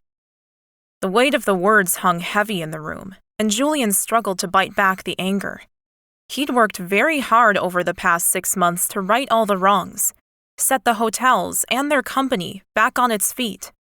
And he'd heard from a private investigator that they'd found the embezzling asshole of a manager and were working on getting him deported. That would be a great day indeed. Yes, it was my responsibility, and still is. The hotel is doing very well now. Yes, thanks to Samara's help. I was right to hire her, his mother said to him as she lifted her nose several inches in the air. You were right, Mother. She was a great help. He stared back at her, strange ripples of bad feelings pulling at his nerves. He'd become very good at schooling his features so that he didn't give his parents the satisfaction of knowing he'd been hurt by their callous words. He'd tried so hard to win back their trust, if he'd ever had it in the first place. Perhaps their respect would never be possible. Samara's hand slid onto his knee, and warmth infiltrated the coldness spreading through him like a cancer, the sunlight pushing back the darkness, threatening to overwhelm him. Well, I, for one, am extremely grateful for the fact that you called me Mrs. King. I would never have met this wonderful son of yours, and I wouldn't have this incredible baby growing inside of me. The happiness and dancing cadence of her voice made all three of them turn to look at her. Julian stared in wonder, the love that he'd sensed growing inside of him blossoming into a full bloom. She was incredible. "When are you due, Samara?" his mother asked. "The 5th of September, but I've been told any time after next week, really." Samara rubbed her belly and sat smiling at his parents, who struggled to look at her and make polite conversation. Would they bring up a lack of marriage? Or would his parents be able to restrain themselves? "Our son tells us that you have no interest in marriage," his father said, his eyes narrowed in suspicion. Right on cue. "Father?" Julian growled in warning, but Samara squeezed his thigh. "It's all right. To answer your question, no, I'm not interested in marriage, at the moment. I think I would look ridiculous in a wedding dress." She grinned, and Julian's heart tugged hard in his chest. "Does that mean that marriage is not out of the question? Because for our part, I would like to see our son settled with a wife and child as soon as possible." Samara grinned at his parents, her eyes twinkling with mischief. But he was married, and that ended horribly. Why would you want to do that to him again? His mother scoffed with disfavor. "That was not a woman you marry. How he ever thought she was respectable, I will never know. You, on the other hand, are as different from her as summer is from winter." Julian stared at his mother, a lump forming in his throat. "Why didn't you say anything back then?" His mother sighed. "Because, how will I put this? She had you by the balls and wasn't letting go. I knew that the harder I pushed her away, the tighter you'd cling to her. So, I sat back and hoped she'd show her true colors before she got herself pregnant. And she did." There was a satisfied smirk to his mother's lips that he'd rarely seen, and he found himself smiling. "Well, thank you for the insight, Mother. I believe I've chosen correctly this time." Samara scoffed beside him. "Chose me, huh? I think the universe had everything to do with this, not you and your 'I am the master of my own destiny' attitude." He turned on the couch and stared at her. "Samara, you know I don't believe in that stuff." She twisted to look at him also, her fingers intertwining with his and gripping hard, the connection between them flowing like electricity. "Really? Well, what do you call it when I'd sworn off work for the year, but got pulled into your mother's offer because of my parents' debts? I got pregnant in a situation which should have been practically impossible." She stared at him, and he remembered the hasty pullout in the pool. Yes, definitely low odds, even taking out the fact that she was practically infertile. "Then we have a love affair, break it off, then you hunt me down, which I bet you've never done in your life, gone after a woman who rejected you." He heard his parents' strange gasps, but he kept focusing on the woman in front of him. "You may have a point there." "I do. So don't sit there and believe this isn't meant to be. It is." She nodded once at him, her face strangely serious, then turned back to his parents. The rest of the visit passed quickly, and Julian couldn't stop thinking about everything she'd said. Did Samara really believe they were meant to be? They finished their drinks with his parents, rugged up against the New York winter, and ran back to his waiting town car. Seriously, I can't wait to get home. Samara shivered against him and slid into his side, pressing as close as she could. "Your parents are so cold. Worse than this snow, practically." He wrapped his arm around her and squeezed. "I told you, they weren't exactly your type of people. Now I know why you don't have a good relationship with them. They'd be impossible to keep happy." "They are." He held her tight and finally pulled away, his brain whirling around in a massive tornado of words as it struggled to comprehend everything she'd said. "Hey, Samara, Did you mean what you said in there? She turned to look at him. I usually mean what I say, but I was being a bit forceful at times because of how odd your parents were being. Which bit do you mean? The words tangled on his tongue, and he struggled to get them out. She waited, and he was grateful for that. The bit about us being meant for each other. She glanced down and away, toying with her coat with her slender fingers. Well, sort of. Why? He reached over and cupped her jaw, drawing her face back to look at him. Why? Because I want to marry you.